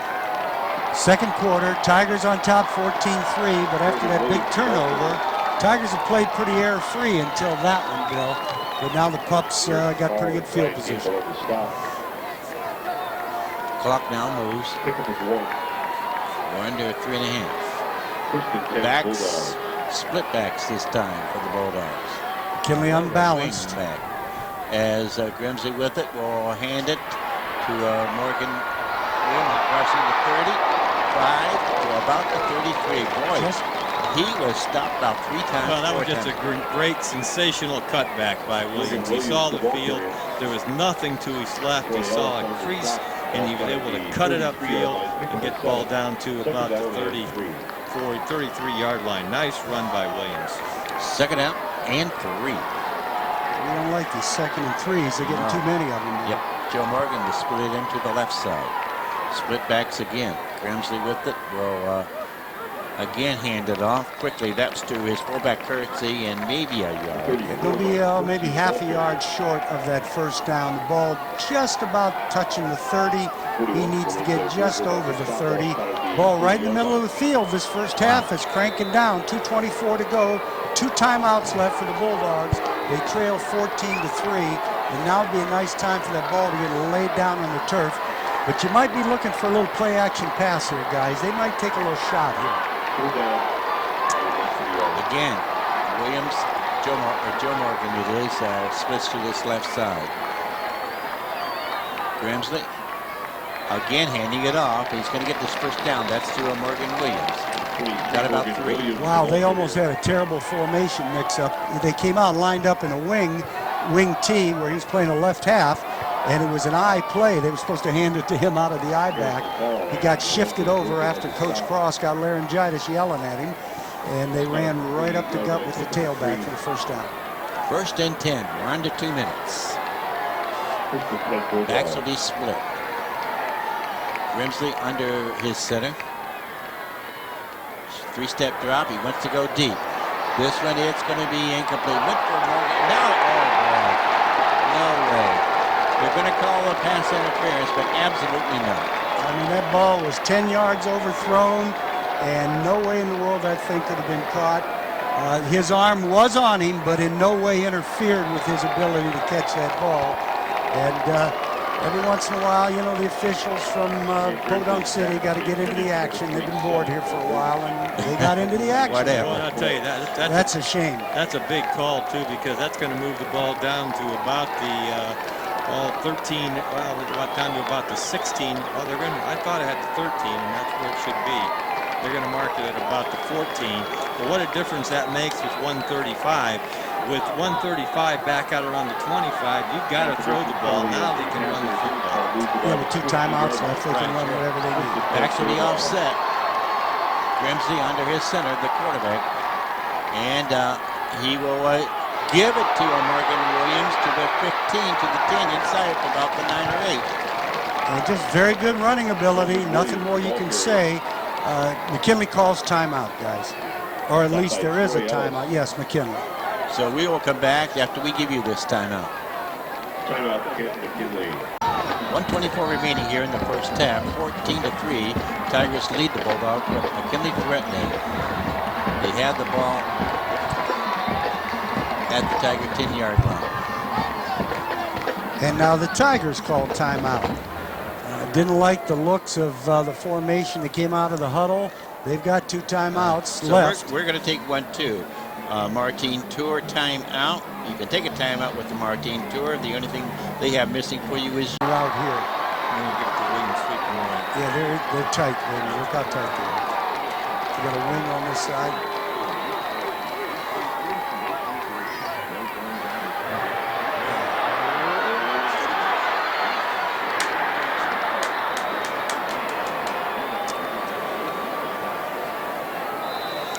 Well, as we do return to the River Bowl, McKinley does run a play, and Grimsley couldn't quite execute it correctly, and he is brought down back at about the 11-yard line. Jimmy? Yeah, they came out, ran a little play action, thinking the Tigers would be looking for a run, second and about 6 or 7. Ball inside the 15-yard line, less than a minute to go, but plenty of time with one timeout left. For a loss of 1, but now the Bulldogs are looking at a 3rd and about 7, and they've only got a minute and 9 seconds left to go and no timeouts. Tigers lead 14-3. It's trips to the right side. Martin Williams, the lone back for the Bulldogs, and they're going to pass it over the middle, and it's almost picked off. Well, again, Coach Cross exuding his displeasure with the quarterback picking the wrong receiver or something. He's not too genteel with his players sometimes. And it looks like we're going to go for the field goal again. Well, I don't mind seeing the leg of the young man by the name of Campbell here. Well, what he's trying to do here is make it a 14-6 game, which then makes it a one possession game with the 2-point conversion. I'm with you. I'm just glad they're on the 4th down trying to field goal. They're going to spot the ball about the 18-yard line, 28-yard attempt on this near hash mark. Snap back, that's good. Kick is up and I think he wide, and it went wide right. He missed it. He missed it. Well, Tigers going to break. Well, 14-3, 101 left in this first half. Tigers on top. They will take the ball out on the 20, and they'll be receiving the second half kickoff. So no reason to get too excited with their giddy up here. They should just sort of old-time football, guys. You know, General Neyland, Tennessee, run out this half, and you got plenty of time starting the second half. All kinds of time. And I think my buddy, Coach Stacy's got us in the victory formation. We're going to take a knee. Halftime, Glenville 7, St. Ed's 3. And that's exactly what Bobby Hoot does. He steps back and takes the knee down. Made the old Lebanese happy. Get that clock running here. He did. And well, that's exactly what they're doing. So, yeah, we'll take one more knee. We could take possibly 2, but we definitely can run this clock out. We'll take as many knees as we have to. There's 45 seconds to go, clock ticking down. They will have to run one more play, but as we say, we, the Tigers, are going to get the second half kickoff, so no reason to get too excited here.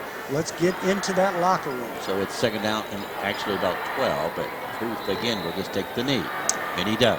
Doesn't help his stats, but who cares? He doesn't care. -1, -2. As the Tiger stat crew next door, hitting those keys, barking Harmelick and the crew. All right, and the clock keeps moving down, and it's just going to wind out. So we'll play the half here at the Akron Rubber Bowl. Home appliance scoreboard does read the Massillon Tigers 14 and the Canton Mckinley Bulldogs 3. You're simply waiting for the final 2 seconds, 1 second, run off the clock, and there it ends. We will be back with the Tigers Swing Band in the halftime show right after we give you this timeout. If we invite you to stay with us. 95 is Steve Yoke. Yeah, I gave you all the names. Okay, we had those, yep. Yeah, okay. All right, back to home. All right. Tiger Swing Band first. Yeah. We'll pick up some of it. We're not going to get it all. Just got to keep him from breaking big plays. And he's really done a job. He's a tough backer. I really am impressed. Under the direction of Dana Ulrich Heyer, assisted by Jen Rucker, Christus Baum, and Gina Flexporty. Led onto the field by drum major Jeremy Grimes and Obi the Tigers, Samantha Gerlach. This is the 2005 edition of the Massillon Tigers Swing Band. And now, a Massillon tradition since 1938. Here's Fanfare, Tiger Rag, and Carry On.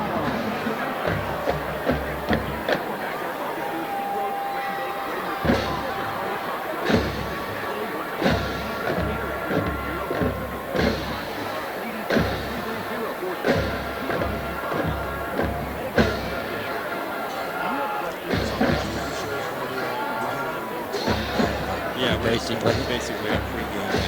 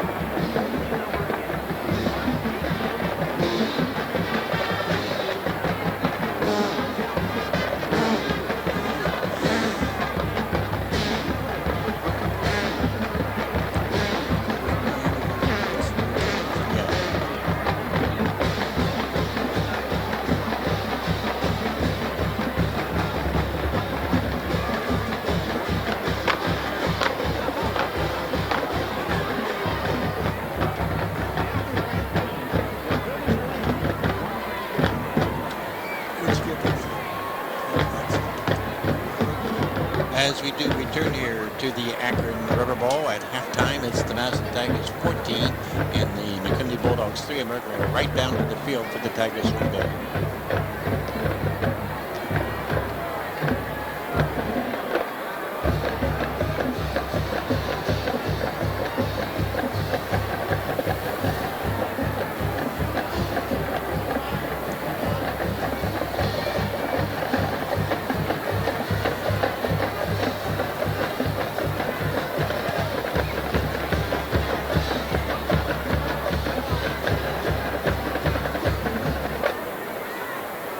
Tiger Swing Band using this halftime for their normal pregame show. Since they are the visiting team, they were not on the field to do their pregame.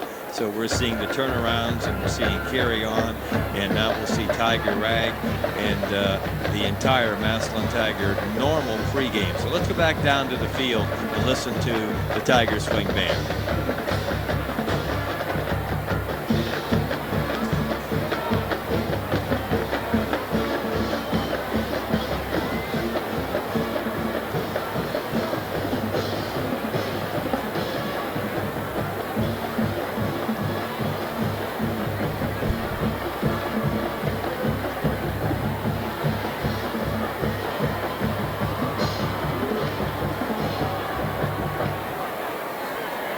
Our featured presentation this evening is a John Williams classic, blended with a swing band favorite.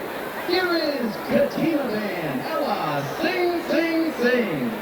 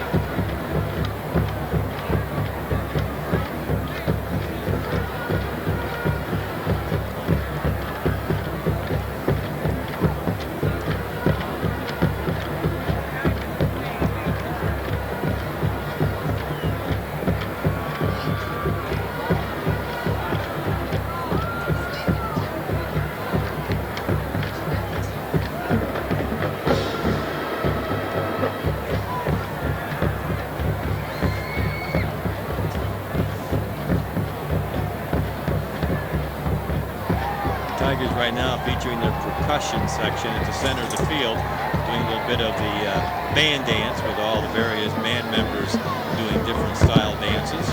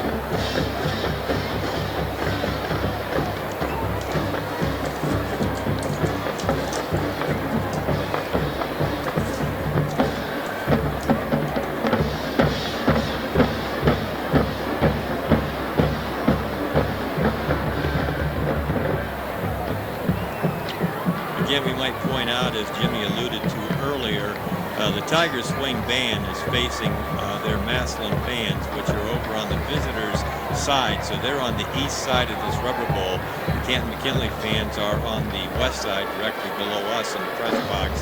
That's why you may be hearing only basically the sound of the drums as they play. They sing, sing, sing, and do the band dance.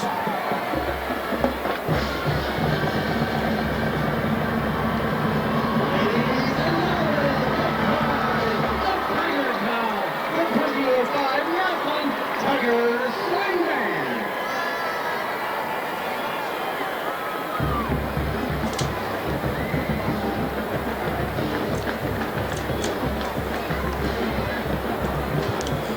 All right, Tiger Swing Band performing, and we will come back and take a look at some of the halftime stats after we give you this timeout. Our halftime show, as always, brought to you by Hometown Health Network, building a reputation based on our name. We will be right back.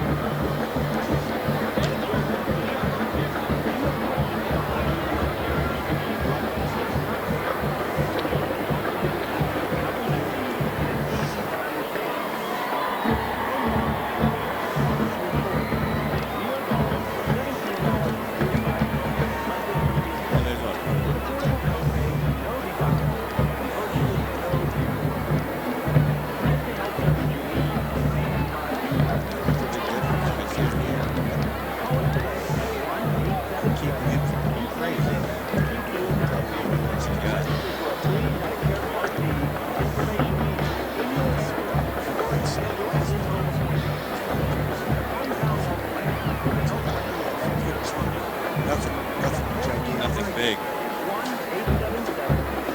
Well, we caught a break on this last one that we had the clock in our favor. I don't know why he didn't run the other one.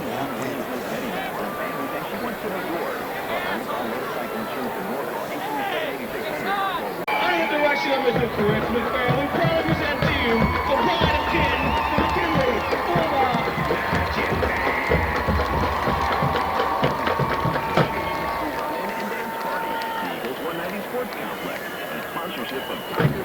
We do our encore performance of last week's show.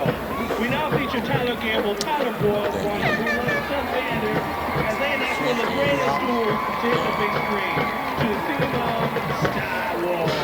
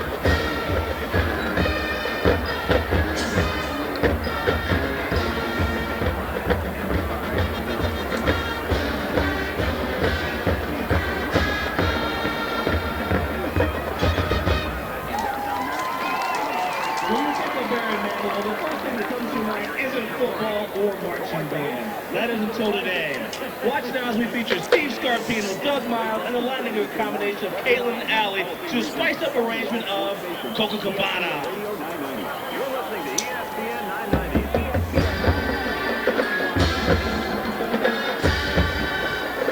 As we do return here to the Anchor and River Bowl at halftime, it's the Massillon Tigers 14, the McKinley Bulldogs 3. And before we get to those halftime stats, we want to remind you, of course, we do have our magic word coming up here soon in our broadcast. And the magic word is worth a grand total of $800, people. $500 gift certificate from Sheetz gas stations. You know, they have great food there as well. A $100 gift certificate from Best Buy in the strip over at North Canton. A $100 gift certificate from Fisher Foods.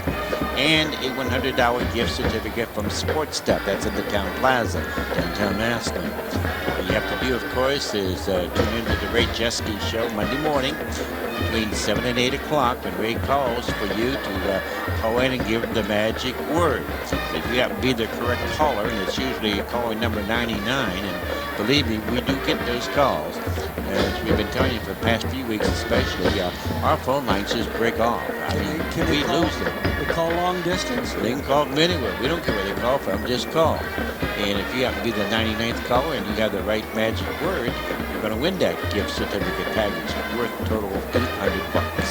That's the Ray Jeske Show Monday morning at 7 and 8 o'clock. Okay, Julian Rod Ellis, pay attention. You might get the magic Hey, word. if you got it on the internet, then now remember now, that's 7 a.m. Eastern time. Eastern time, okay?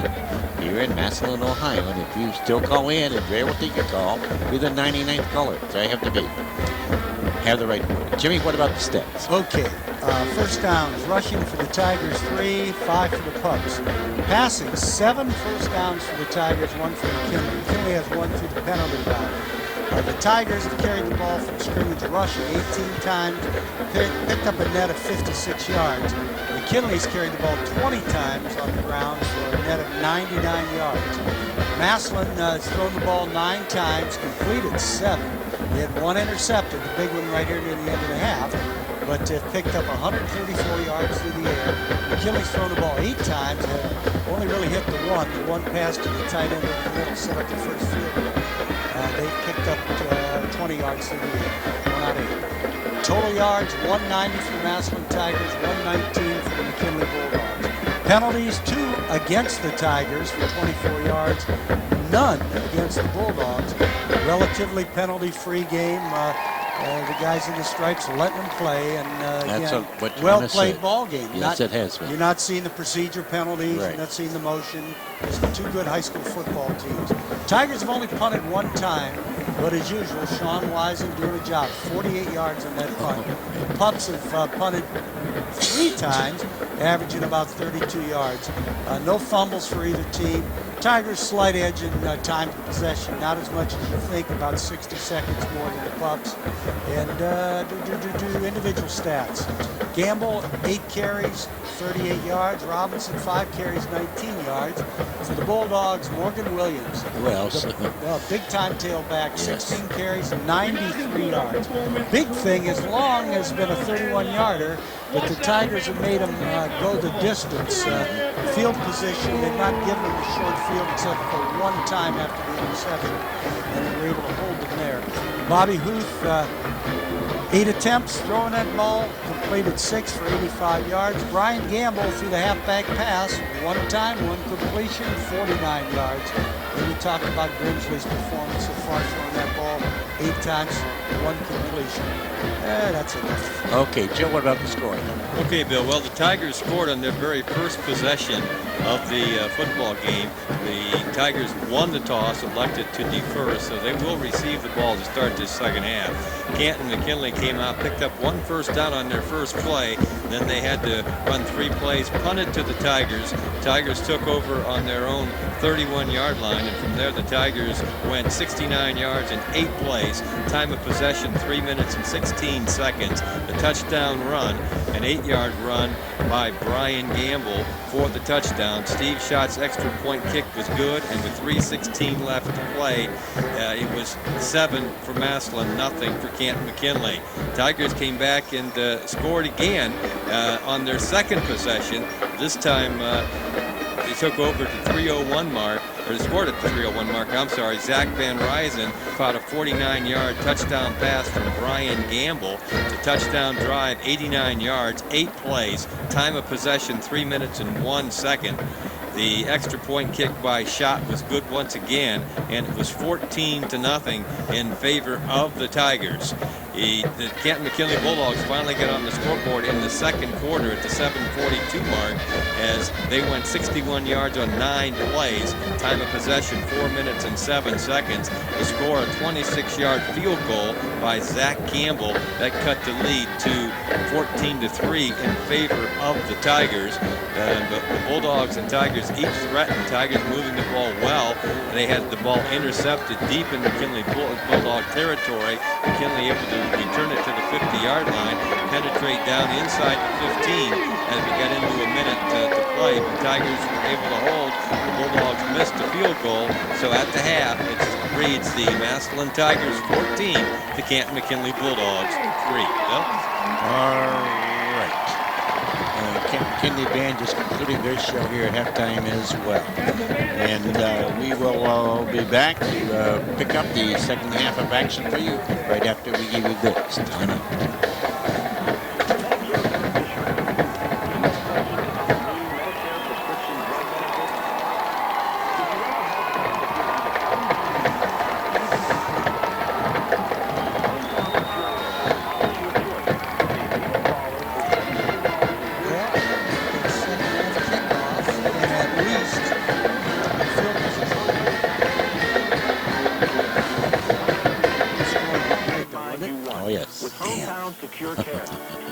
Tell you, you never get the perfect game. The perfect game was we hit Trey Miller there on that post, wide open. Medicare Part D information meeting in your area or to schedule an in-home appointment.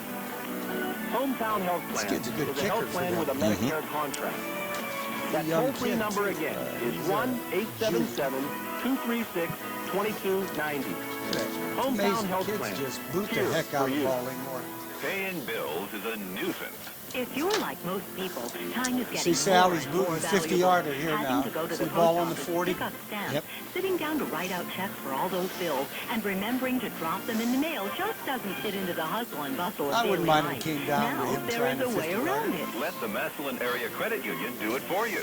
While we don't actually provide the funds to pay your bills, we can help eliminate the amount of stress and time it takes to do so. The service is called electronic bill payment, and it's available at the Massillon Area Credit Union today. If you live, work, worship, or go to school anywhere in Stark County, you are eligible to join the Massillon Area Credit Union. Become a member today. We'll keep you informed on what's happening in your local school district from meetings. 990. Ray Jansky here. Tune in every day for a chance to win big prizes on the Ray Jansky Show. Oh, man. Beautiful.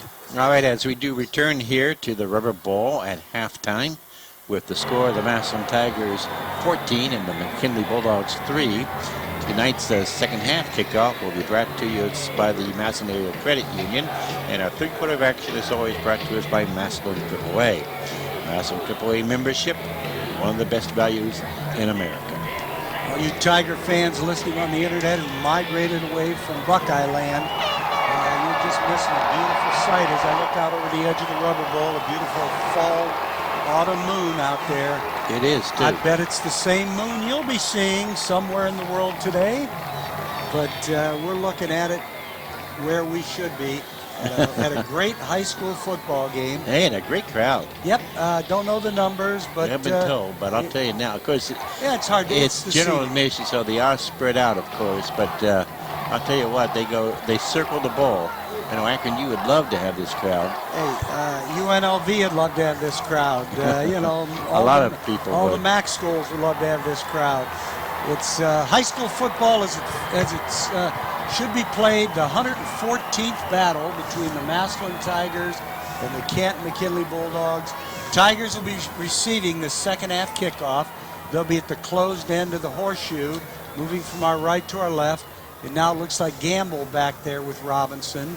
The Bulldogs lined up to kick this thing off. Campbell has the ball on the far hash mark at the 40. Tigers on top, 14-3 as we're about to start second half play. And, you know, just like life, once it happens, it's over. You can't go back and replay it. So hopefully we can have a smooth ball game. No injuries on either side, penalties at a minimum, and these kids, both teams playing their heart out. Ball teed at that 40-yard line for Zach Campbell. Back deep. Campbell. Robinson. As Campbell approaches. This kick is going to go at about the 5-yard line, up across to the 10, to the 15, to the 20, to about the 24. Whoa, was that close. Robinson fielded that kickoff over his shoulder near the 10-yard line, near the far out of bounds. Would have been a lot better just to let it go. Probably would have gone out of bounds. Yeah, but Tigers would have had about the 35, but boy. The scary part is he doesn't fumble the ball. Well, step on that yard marker right on the 10. So Tigers have the ball at the 24, far hash mark as they break the huddle. Robinson, the lone running back. Bobby Huth, the quarterback, the junior quarterback, go up under his center. And he will give it off to Robinson to the 30, to the 35, to the 40, to the 45, midfield, 45, driven out of bounds on this near side at about the 43-yard line of the Bulldogs. And that's how you change field position in a hurry. Instant. 2 tight ends that time. Dickerhoof in there along with Huffman, and tight ends in tight. 2 flankers, 1 to each side. They just ran a stretch to the near sidelines. He got to the corner, and off he went. Ball at the McKinley 43-yard line, first down in 10.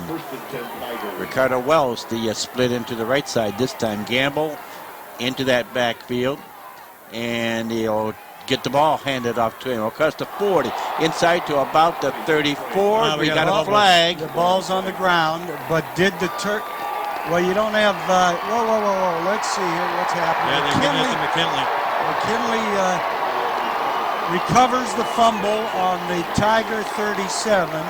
We don't have replay here, and we don't have review.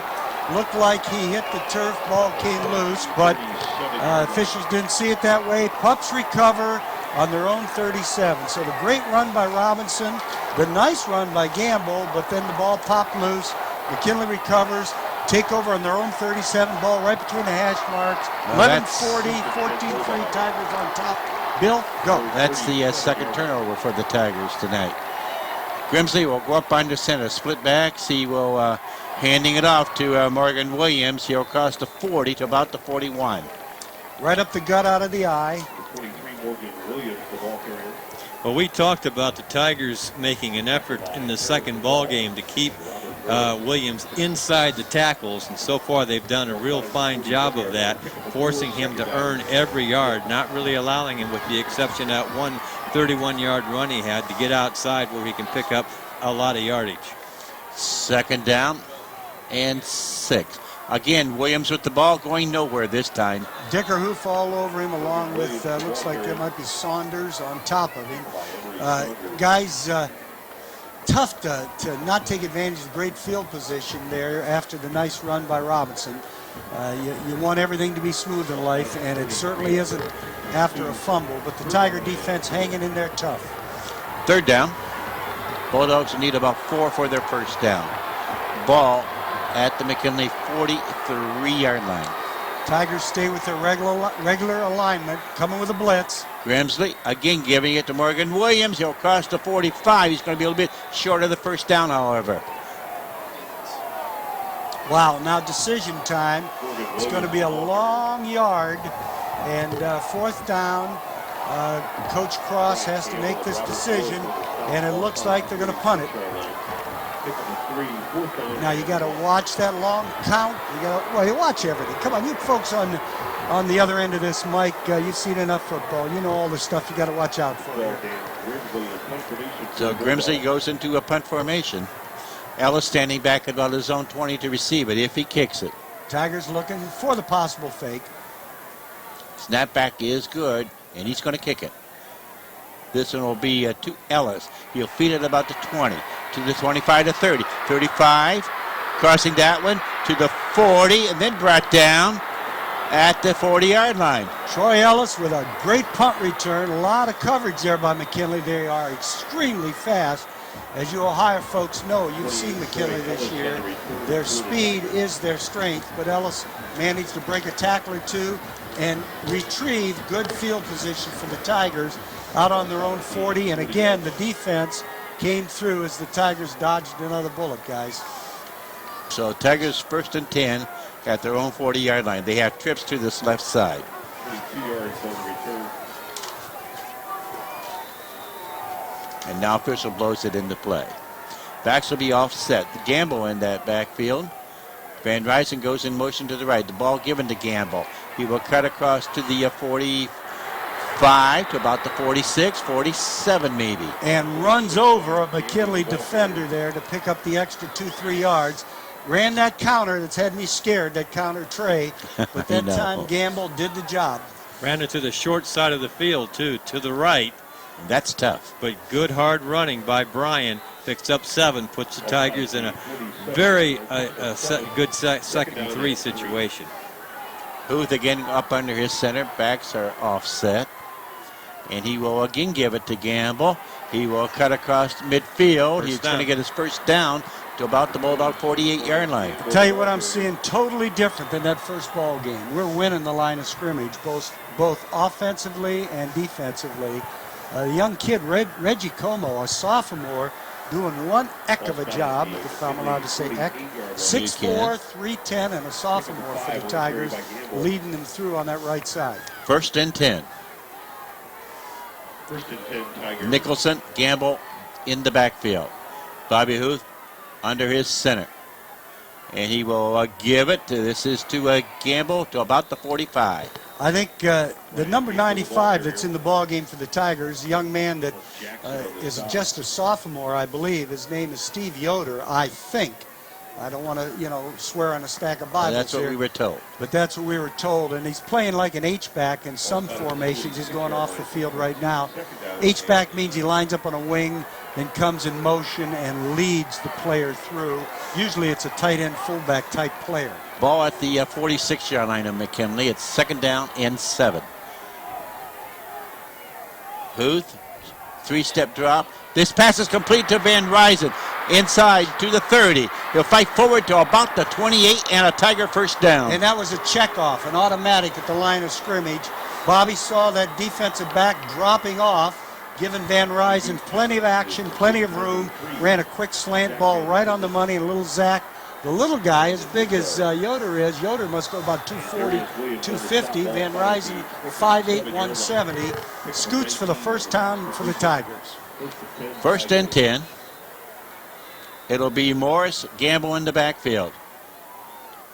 Now we got a delay because of helmets. You ever notice college ball? You never see that. High school games, you see it all the time. What the heck is it? I don't know. Helmet All right, repairs. we're saying we're ready to go. All right, here we go.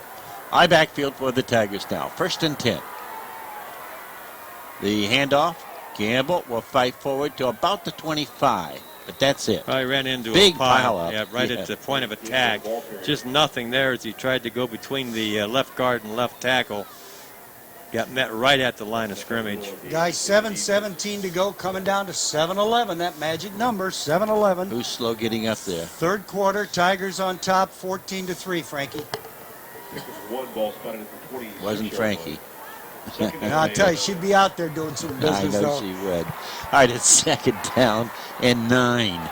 Backs are offset. Van Ryzen in motion to the right. And again, Huth going to his left, being pursued and brought down in the backfield.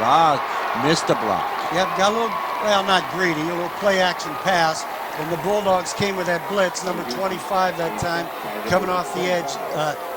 Dardisi, or Dardis Alexander on like a safety blitz, Joe, threw the quarterback for a loss. Got a pretty decent spot with the forward progress, but still, it's going to bring up third down and about almost 20, takes us out of field goal range. So Sure Tigers does. have to come up with a play here. Backs will be split. It's a Gamble. It's Linnell Robinson back there. Huth into the shotgun. Green. Whoop. Whistle. Got a flag. Looked like it was going to set up a screen over here to the left, to the wide side. Tigers in motion. Called motion on the Tigers, killing the play. So that'll set them back 5 yards further. And again, you hate to lose this great field position. Boy, and they had it too. But the sack and now the penalty have certainly taken the Tigers out of that kind of situation. So, I mean, you got the two choices here. You run the draw screen, try to get a little decent position, or you go downtown and hope to hit the bomb. Third down. And about 25. Coach Ray here called the middle screen. All right, shotgun formation. Huth with it, dropping back. And he wants to go deep. Now he rolls to his right. He's looking. He's still looking. And now he will throw it. It is. How about interference there? And it's a flag. And there is the flag. And that's going to be an automatic first down. Boy, did we pull a snooker there out of the old earlobe. The Tigers faked a little screen action. Then they were looking deep. McKinley had it covered like a glove. Huth scrambling around in that backfield. See somebody somewhat open by the sideline. Yep. Again, impossible to have caught that ball. But the McKinley player hits Gamble in the back, and they're going to step off 15 against the Bulldogs. And an automatic first down. let's only It is. hope. Bill, That's the rule. Bill, I love your rules. I love them too. Now let's see if it's what the officials say the rules Well, are. that's the rule. Well, we're It's going an to automatic see. first down. We're going to see, and it's against the Bulldogs and first down. So the Tigers have, as astutely Mr. Capel said, picked up the automatic first down on that interference call. On the 20, about the 27-yard line. And I think they will not try a play-action pass here. You're predicting that, right? Okay. Van Ryzen goes in motion now to the right for the Tigers. Who with it will give it off to Gamble across the 20 to about the 19. What happened there is exactly what happened to the Tigers in that very first ball game when Williams got the long run. McKinley came with the safety blitz. We ran a little play off tackle and ran right where the safety had blitzed. Picked up good yardage. Second down and about 2. I think you're right, Jimmy. I think they're going to be very content now just to work that ball down. They're in great, favorable field position with a 2nd and 2. And they run can that clock. Run the clock, get another score. That could pretty well put the nail in the coffin. I wouldn't say that You can yet. go up 21-3. I'd love to have that. The handoff is going to gain maybe a yard. So we want the old KISS method, right? Keep it simple, Stacy. Right? 4:44 to go. Third quarter. Tigers on top 14-3 and near a first down. It's very short. About maybe half a yard. And Third down. Tigers stay with this, looks like that power eye look. Tigers breaking their huddle. And it will be the power backfield, power eye. Booth under his center. He's going to throw one. It is caught for the touchdown. Huffman. And how about Coach Stacy? Oh, my. But putting the kiss of death on 3rd and an inch, 3rd and a foot, runs a little play action. Booth hits the tight end, Jeff Huffman's son, and that touchdown, touchdown brought to you by Family Dentistry in Massillon. Call 833-GRIN. Extra point attempt. Brought to you by Save A Lot. Great food, great prices. You do save a lot. The Gambler. Steve shot in to attempt this extra point. Snap. Kick is up and kick is good. Score. Massillon Tigers 21. McKinley Bulldogs 3 at the 4:06 mark. We'll be right back after we give you this timeout. wow, that's a wrist slash. I'm ready to cut my wrist when I saw it fake that damn ball up the middle. Can you get any better than that? What's that? I said, can you get any better than that? We're trying. Sue, I want you to start a little bowl there. Every time I cuss, put a nickel in. Oh, my goodness. Oh, And my we'll goodness. pay for 13 huts in Biafra. Oh. Hey, Sue, is this our first break of the quarter? Yes, it is. Oh, I'm sorry. It is. Okay. That's what I was thinking. All right, Bill. I'll let you go back to your thoughts. Okay, thanks. Okay. Cover the kicks.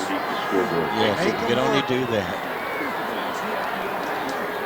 Oh, I love it. I love it. I love it. They got to be nuts. Okay, we got Williams in the middle. Shearer. Back at the Akron Rubber Ball, Steve Shots kick. It's going to be fielded. They fumble the ball back at about the 10. They're going to fall on it about the 13. Tigers came up and pooched that thing. Coach Stacy calling the coaching clinic game today. Instead of kicking it deep, they don't want a sudden change with those great returning artists and the pups. Maybe Warren, get the do good they return. have that? So we kicked the old pooch and went over that second line in front of the deep backs. They bobbled it, and the Tigers tackled them deep in the McKinley territory on the 12-yard line. So watch out. Well, they had some confusion because the man on the front line was dropping back and the deep man was coming up. They weren't quite sure who was going to catch it, and as a result, neither one did. Offset backs this time. Grimsley, the quarterback, up under his center, and he will give it off to Morgan Williams, going nowhere. Got at best a half a yard. 3:56 to go, third quarter. 21-3. Massillon Tigers on top. And folks, remember the last ball game just a couple weeks ago. McKinley 38, Massillon 8. Who's limping there for the Bulldogs, Jimmy? Or is that Morgan? No. He's sitting down. Just sat down. I'm with you, but it's not Morgan. Okay. It's Can you pick up a the number? tight end, I believe, but we'll get it in a second. Looks like maybe a cramp. 89. 89? Yeah, it's the tight end. All right. That's Dickerson. Yeah, Jawan Dickerson. looks like he might have cramped up. First injury of the ball game. Into the ball game goes number 31 for the Pups. I'll tell you what, guys. We need to take a break. We'll be right back after we give you this timeout.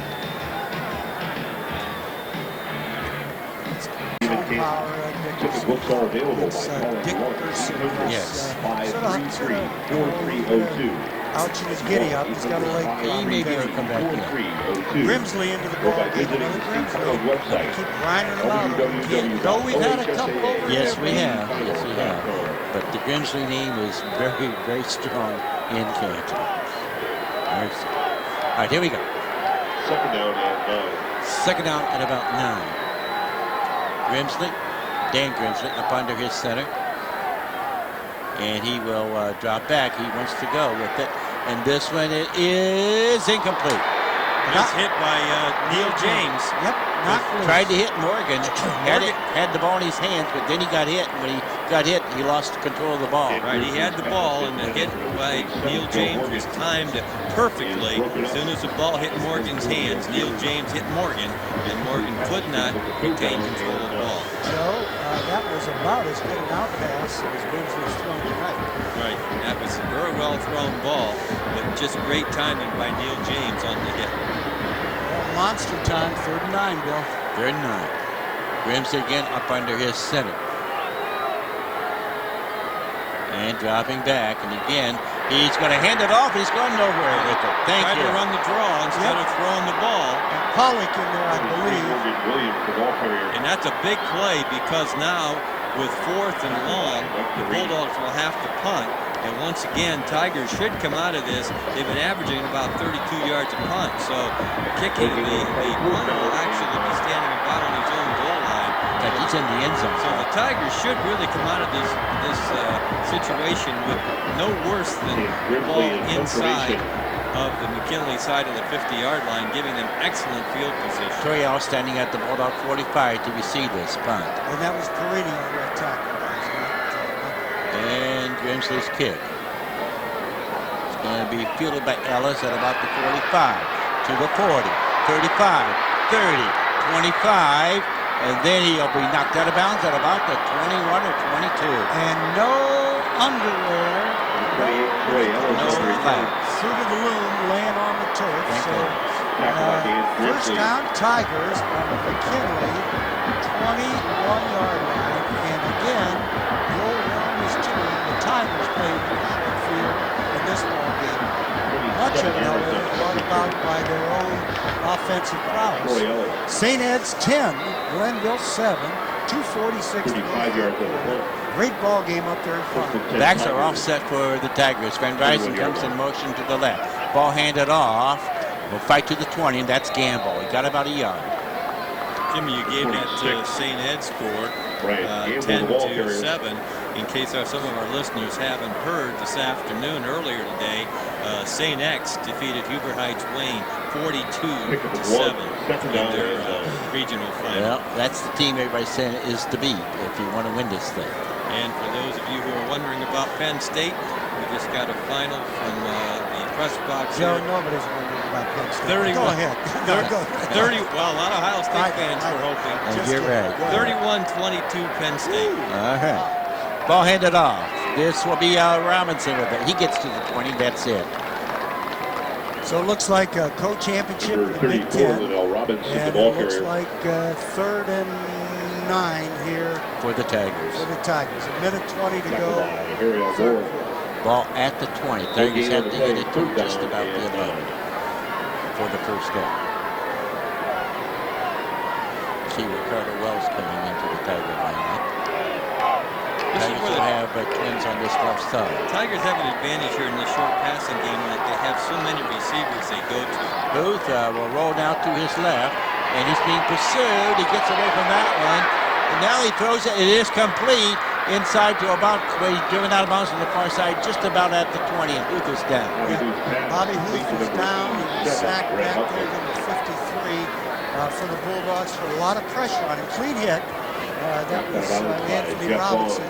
Huth did a great job of just trying to get that ball back near the line of scrimmage, trying not to take the sack. I think we'll see Steve Sharp going onto the field. Now the problem is, I hope Bobby's okay with his snap, because he's the holder. Shot's going to be attempting a 38-yard field goal from that right hand. Spot right at the 28. Just get a clean kickoff. Snap is good. Kick is up and hit the upright. Oh my! It hit the upright. Can you believe that? They've got the college goalpost here, which is I hate those things. several feet narrower than the high school goalpost. Yep. And shots kicked would have been good in a high school stadium or stadium. What's the matter with that when you have adjustable goalposts? What the heck's the matter with you? That costs money. Yeah, they spend hundreds of millions of dollars on this crazy internet thing. I'll lend them the lousy money. Anyway. Maybe the Booster Club should buy it for us. 21-3. Tigers on top. 45 seconds to go. And McKinley dodged the first. They sure did. All right, for the Bulldogs, high backfield. First and 10 at their own 20. As they will hand it off to Morgan Williams again. He'll get to about the 22. Maybe 23. If the clock continues. Morgan Williams, the ball carrier. We're trying to make it move. Still a half minute to go here in the third quarter. Plenty of time with all that firepower for McKinley to break something here. But so far, they've not been able to second down and 8. He's got over 100 yards, but nothing monstrous. All right, Joe Morgan, the split in, will go to the left side. Jackson will split to the right side for the Bulldogs. Split back, Grimsley under his center. Three-step drop. This one is... It is finally, he got hit, and the ball went up in the air, and he got hit right back to the ball. Good news is, end of quarter. And the quarter has ended. After 3, the Massillon Tigers 21, the McKinley Bulldogs 3. Back with the fourth and final quarter after we take this time.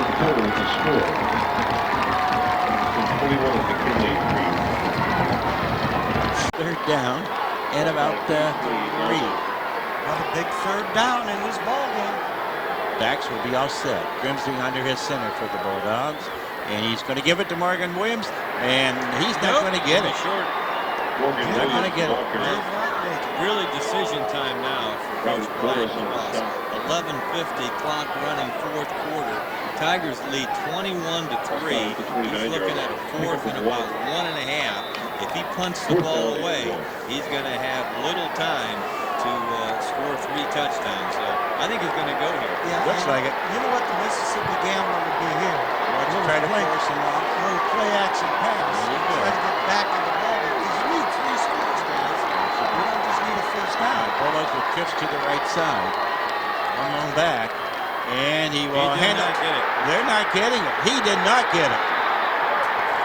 Hold that Tiger. Hold that Tiger. Ryan Gamble coming up from the safety position on this right side, caught him in the backfield. There was just nowhere for him to go.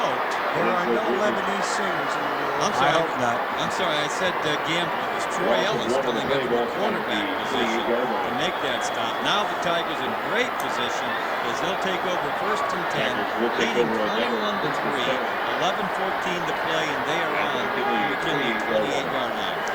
So to get this play in, I've got a few things I've got to do here. Backs offset. Watch the game, will you? I will. Who's with it? Giving it off to Gamble. He's going nowhere. Loses about a yard. Fourth quarter of action, as always, all season, brought to us by Anchor Baptist Church. You can check out Anchor Baptist Church at www.anchorbaptistchurch.net. Or, of course, you can also locate him. Darius Williams on the stop ball. Second down will make it 11. I'll tell you one thing, guys. Those Bulldog kids are not sweating. They're playing their fans off, as did the Tigers in their defeat. 2 tight ends. Robinson looks like the tailback. And the ball handed off to Robert almost to about the 25. Wow. That formation is very good. Robinson, the ball carrier. 2 tight ends, single back. What else you got to do? Well, I've got the magic word to pass on. I got your magic word. I'm going to try and give it to them right after this next play. No, don't give it to them. I've got to. Make them suffer. But they've been waiting, and they've been very patient. Come on, listen to the Tiger ball game. And now we got a timeout. No, it's just an official's timeout there. All right, now we can do it. And our magic word for tonight's ball game, people. Oh, no. Epic. And it is an epic here tonight. Epic. E-P-I-C. That's the epic. All right. And Massillon McKinley football games, there have been many epics there. So the magic word, epic. We call Ray Chesky on his morning show this coming Monday from 7 to 8 o'clock. And if you have the right answer, of course, the magic word epic. Yep, I tell you what happened, folks. It is an epic situation here, Bill. Timeout, McKinley. We'll tell you later. We will be back after we give you this timeout.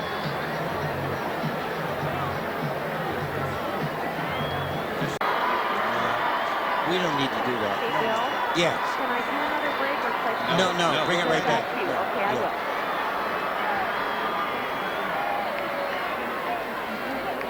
Check it off.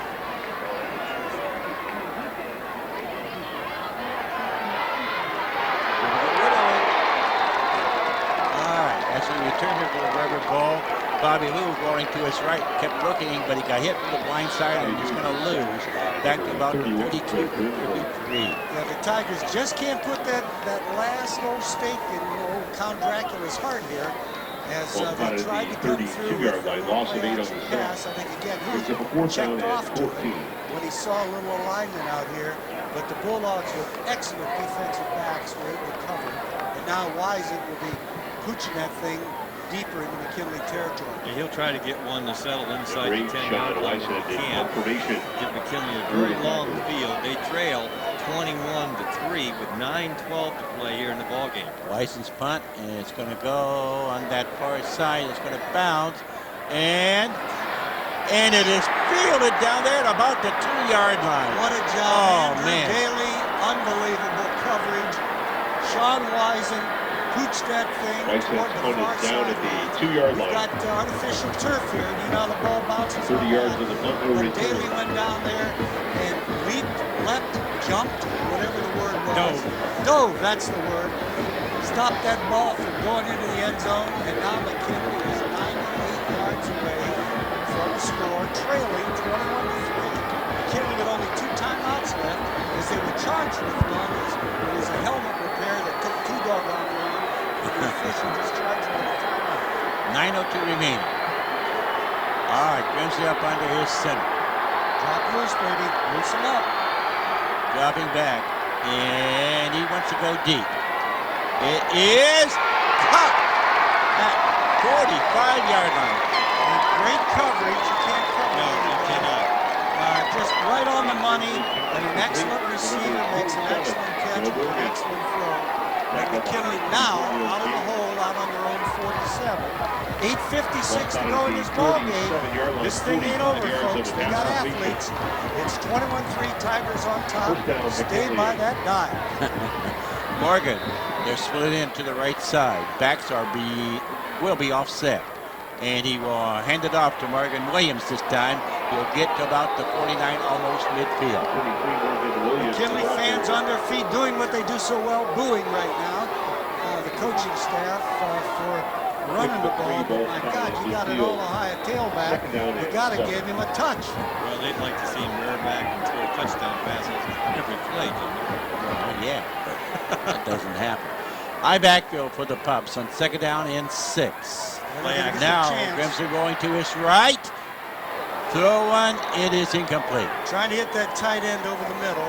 That time the ball was overthrown that time to Dickerson, who's back in there. Well, Dickerson is incomplete.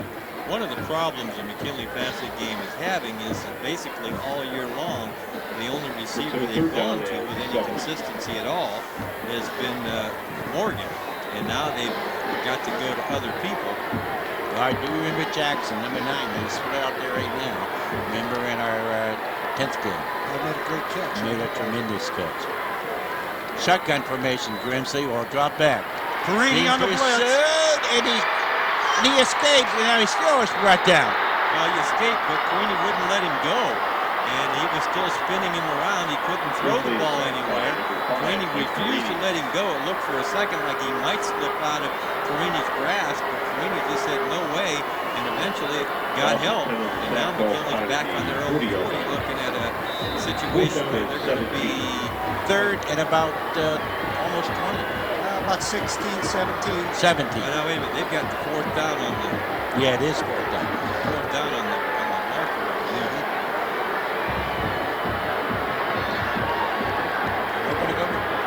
Well, we got to go again. They have no choice. 7:32 to go, trailing 21-3. Shotgun formation. Grimsley with the ball, dropping back. Over the middle! Caught! Amazing to Joe Morgan. Morgan Websky now. I'm sorry. It's on the 7. And what a great... Now we got a flag. Now we got pushy shovey. Pushy shovey. Pushy shovey. They're going to call it both ways. Yeah, let's hope they call it both ways. What a great catch by the tailback, Morgan Williams, coming out of the backfield right over the middle. One-handed that baby, pulled it in on a 4th and 17 to make a big play for the Bulldogs. 7:20 to go. Officials talking it over. Tigers lead 21-3, and they're going to call it both ways, which will make the play stand because it was a dead ball foul. So it'll be first down Bulldogs. That's a signal Troy Ellis is giving. Let's see if he's correct. Yeah. Yes, he is correct. So that'll put the ball at the Massillon 37-yard line. First and 10 for the Bulldogs, who trail 21-3. 7:20 left to play in the ball game. Two athletes making two great catches for them on this drive. Morgan Williams and Joe Morgan coming up, stepping up, making plays. Got to give it to him, baby. Oh, absolutely. Okay, again, Grimsley into the shotgun. Dropping back. Being pursued. Throwing one again deep. This one it is intercepted and run out of the end zone, up to the 5, up to the 10, and then driven out of bounds. Could have taken it, I think it's Ellis, could have just dropped and taken that interception. Ellis or Gamble, it's hard to tell, 20-something. No, it's Ellis.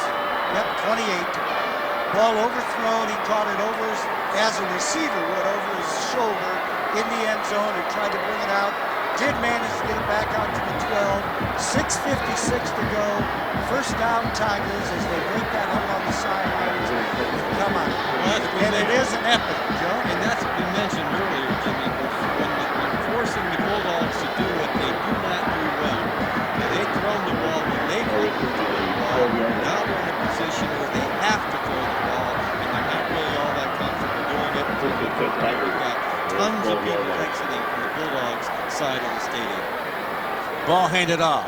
You'll come across to about the 15, and that was to Gamble. Guys, we've got a later score. St. Ed's 17, Glenville 7. It's not over, but St. Ed's starting to take control of that ball game. And this is going to cost the ball. 15. Tiger fans on their feet across the way. Bulldog fans on their feet for a different reason. Yeah, they're leaving the stadium. A lot of them are leaving. They're doing the moonwalk out the stadium. You really hate to see that because this, they're undefeated. And they have a fine ball club. Good grief. Yeah, they should be here supporting Absolutely. this ball game. But you know how the bandwagon is, baby. Oh, look at that. That's a mass. That's not just a few people. That's... Wow. Okay. Van Rice comes in motion to the right. Ball handed off.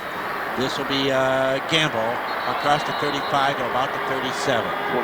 26-24. Gamble, the ball carrier. That's the thing that Tiger. They just want the clock moving. Yes, please. Williams on the stop. McKinley does have 2 timeouts. The 37-yard line. And they're in deep duty. Pick for 7. Second down and 3. and 3. Lead the game. I don't need to pick on Canton Mckinley fans, but you've got to call it the way it is. I've never seen this many people leave it. Never. Okay. Yeah, in fact, there's probably about 2,000 McKinley fans maybe left. Van Ryzen moves to his left now.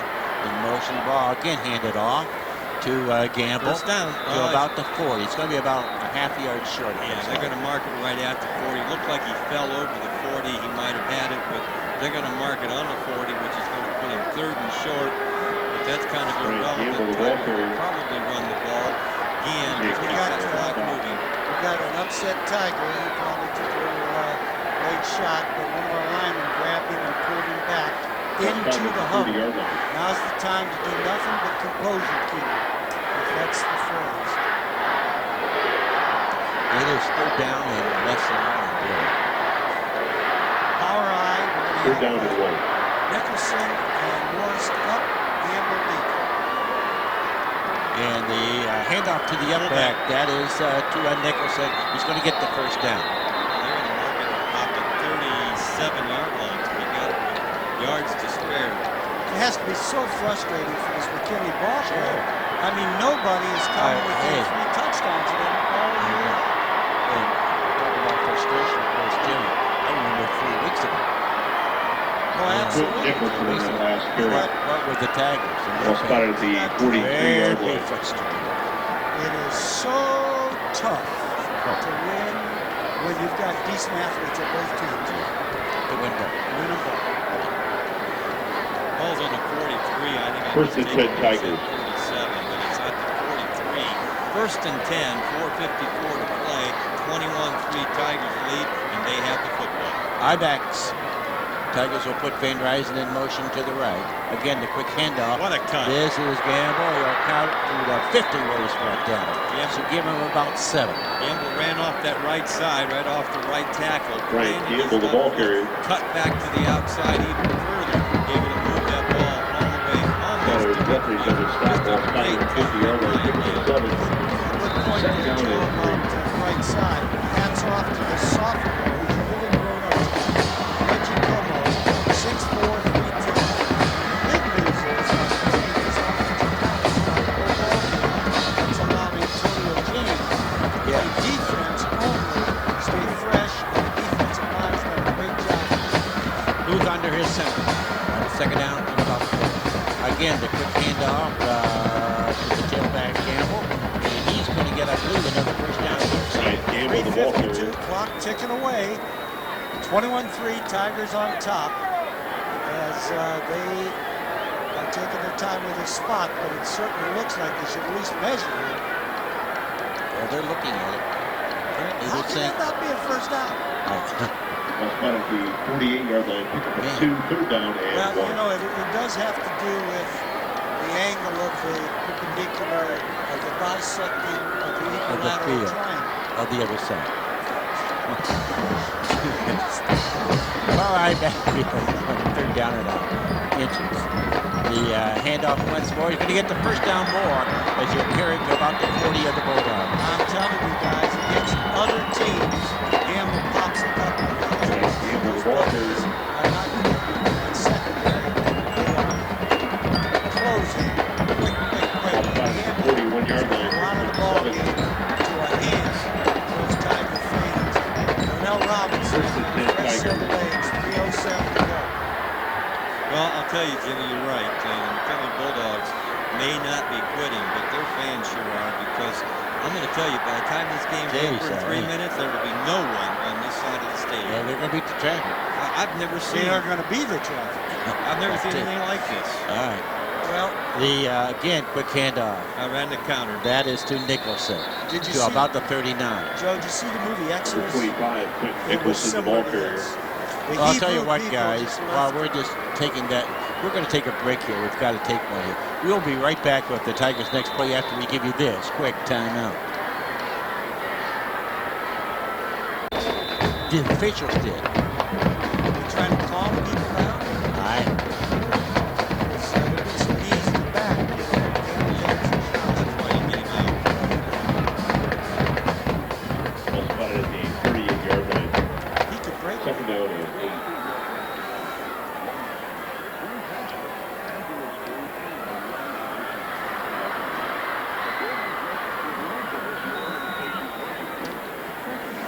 Well, there's where Linnell Lightning break it to the outside helps.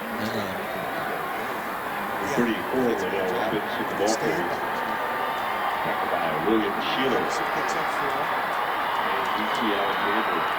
Well spotted at the 36-yard line. Pick up a 2, third down and 6.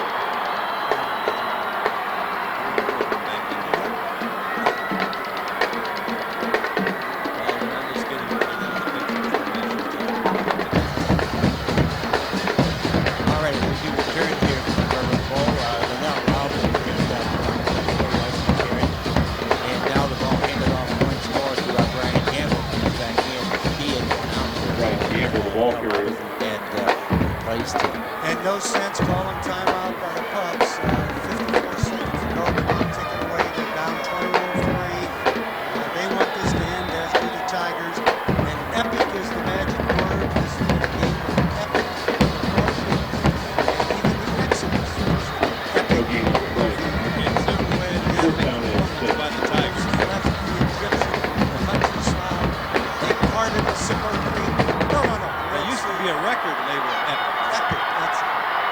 Tiger fans on their feet. Timeout, Massillon. All right, Tigers take a timeout. We'll come back after we give you this. Martin Tour timeout.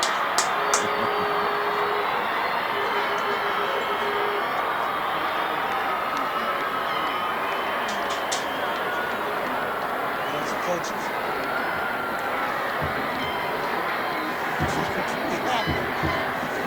I imagine they should be. Oh, Tiger Town is going to be dancing in the streets. You're right, Jimmy. There's going to be lucky to be a couple hundred people out there by the time this street. Mostly band players.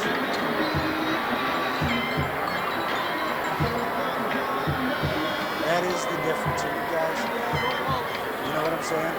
I'm not telling you all those folks would be there, but there'd be 500,000. We got a few that are two that are big. No, I'm saying if we were before. Yeah. This is ridiculous here.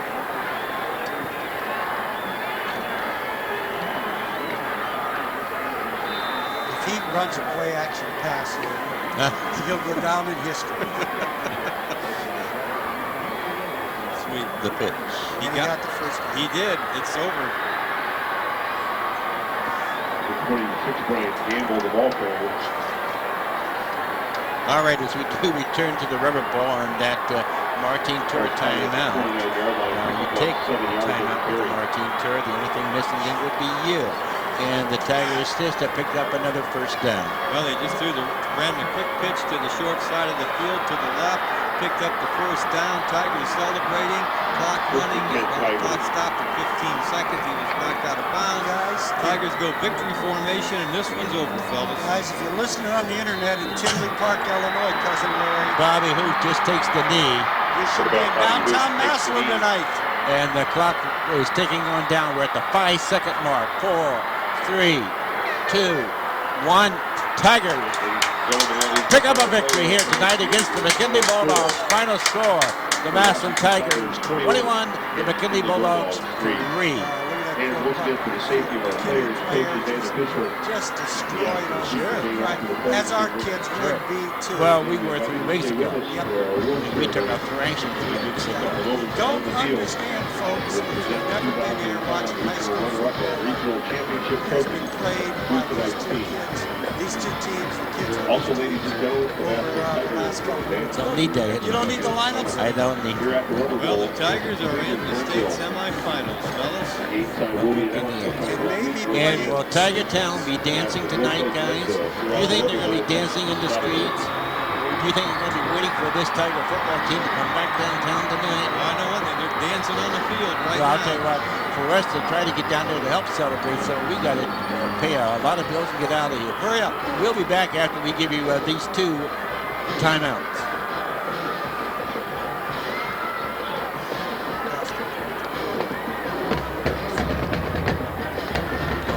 This is Hey, Sue.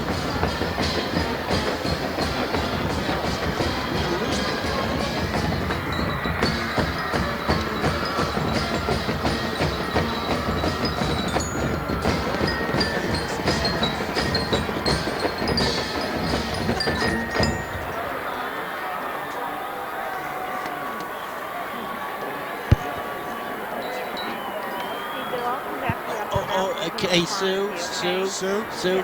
Hey, I asked you to run 2. Okay. Run 3. Yeah, I'm going to get up. I opened the Yeah. Ladies and gentlemen, this Right, time, yeah. we'd like to direct your attention to the 50-yard line, where we welcome Larry Acker, the superintendent of the North Central Local Schools and president of the Ohio High School Athletic Association State Board of Control, who is on hand with us here tonight at the Rubber Bowl to present our runner-up and championship trophies. Ladies and gentlemen, let's recognize tonight's regional runner-up with a season record of 11-1. Please congratulate their efforts and the performance during the regular season and throughout the 2005 Division I playoffs, the Canton McKinley High School Bulldogs. They will.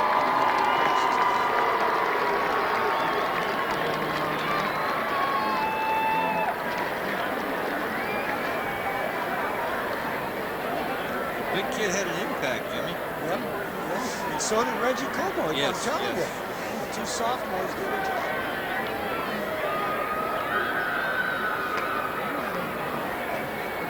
I can't wait for tomorrow morning to see Randy Snyder.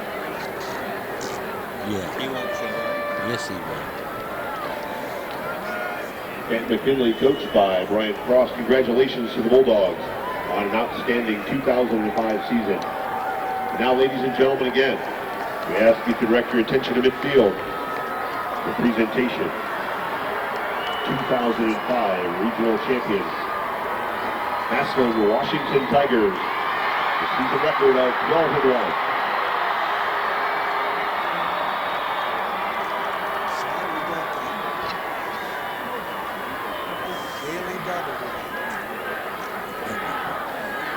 Buckeyes, Tigers. Few days like that.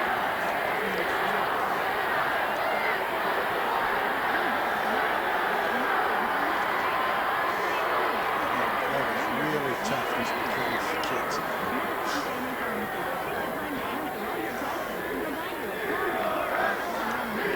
There's a few people here.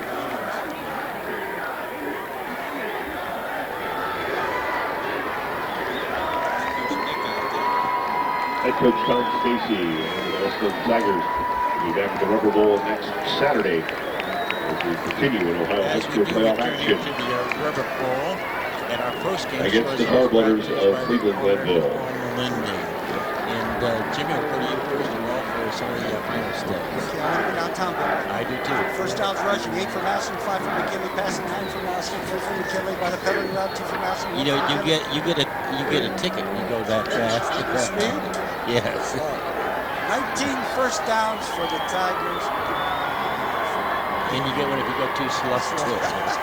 Okay, on the ground, 148 for the Tigers. McKinley only ends up with 104. They had about 99 at the half. They had some sacks. Tigers 10 out of 12 through the year. One interception. Ladies and gentlemen, once again, congratulations to both our teams this evening. 318 for the Tigers. Canton McKinley Bulldogs and the Massillon Washington Tigers on an outstanding game. That's enough of that stuff. Okay, And congratulations on a fine season here in 2005. We hope to see you back here at the Rubber Bowl next Saturday. As Ohio High School playoff action continues On the ground, Gamble, between Massillon 25 and Glenville. Ladies and gentlemen, thank you for coming, and please drive safely on your way home. 93, I think, at the half. Ends up with 108 on 25 carries. That's monstrous. As the Tigers ended up with 28 minutes, 29 minutes of possession time, almost 19 for the Bulldogs. That's about it.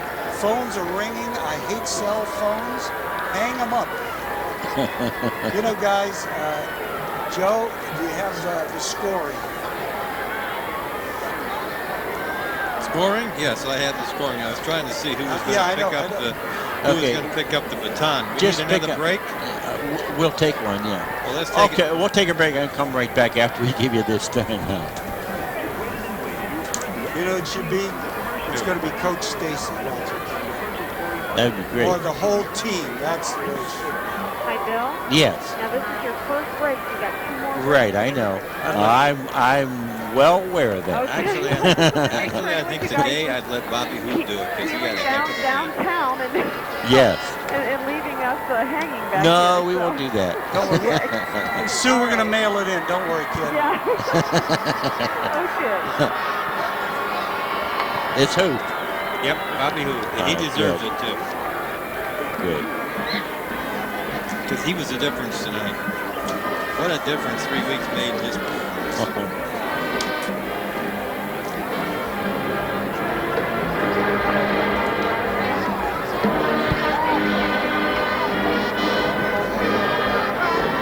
We're picking it up.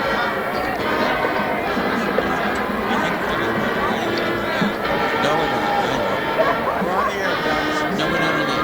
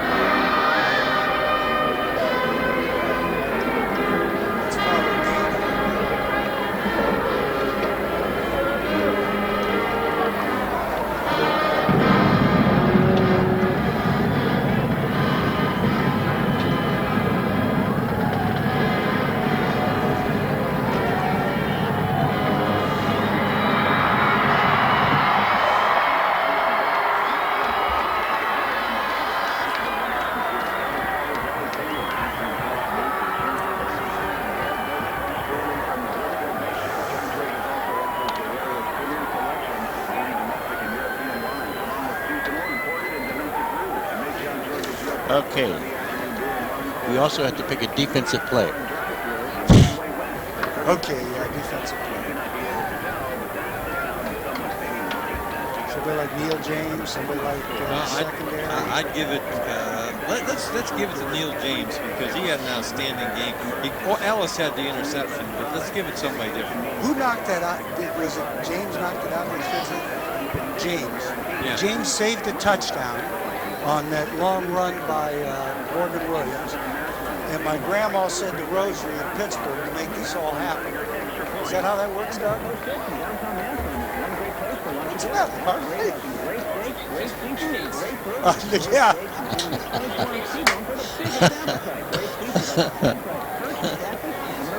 And great burgers like the gourmet burger. Two-time independent fast burgers are well winner in 7 amazing versions, like Fuzzy's Burger Blast. A jumbo burger with 3 kinds of cheeses and the works. Plus add that post-sex test homemade soups, salad, lasagna, meatballs, and sausage. Open Republic local banquets from 50 to 500. The anthem in downtown Massillon, a great place to eat. Okay. As we do, we turn here to the Rubber Bowl, where the Massillon Tigers tonight advance to the state semifinals as they win this regional, defeating the McKinley Bulldogs, a final of 21-3. And we've had most of the stats. Joe, if you want to quickly go through and give us that scoring. Okay, and by the way, for 1, 2, 3, thank you. For those of you who were wondering, it was Bobby Huth who led the alma mater. All right, great. Deservedly so. Very quickly, Tigers scored first in the first quarter to 7:08 mark on their first possession, 69 yards, 8 plays, 3 minutes and 16 seconds to take a 7-6 lead on an 8-yard run by 7-0 lead, Joe. Don't give them those 6 points. A 6-0 lead, and then a 7-point when Steve Schott kicked the extra point. Good. At the 3:01 mark of the first quarter, Tigers scored again. This time, Zach Van Ryzen on a 49-yard pass from Brian Gamble to drive 89 yards, 9 plays, time of possession 3 minutes and 1 second. Steve Schott's extra point kick made it 14-0 Tigers. Bulldogs had on the board in the second quarter at the 7:42 mark on a 26-yard field goal by Zach Campbell to drive 61 yards, 9 plays, 4 minutes and 7 seconds of clock time, cutting the Tiger lead to 14-3. Tigers put it away, however, at the 4:06 mark of the third quarter, their second possession of the second half, on a 3rd-and-1 situation.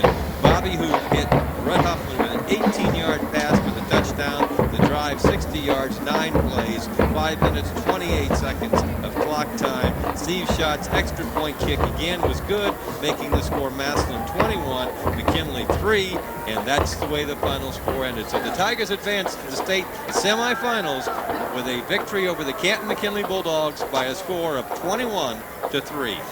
We'll be back and talk more Tiger football with you after we give you this timeout.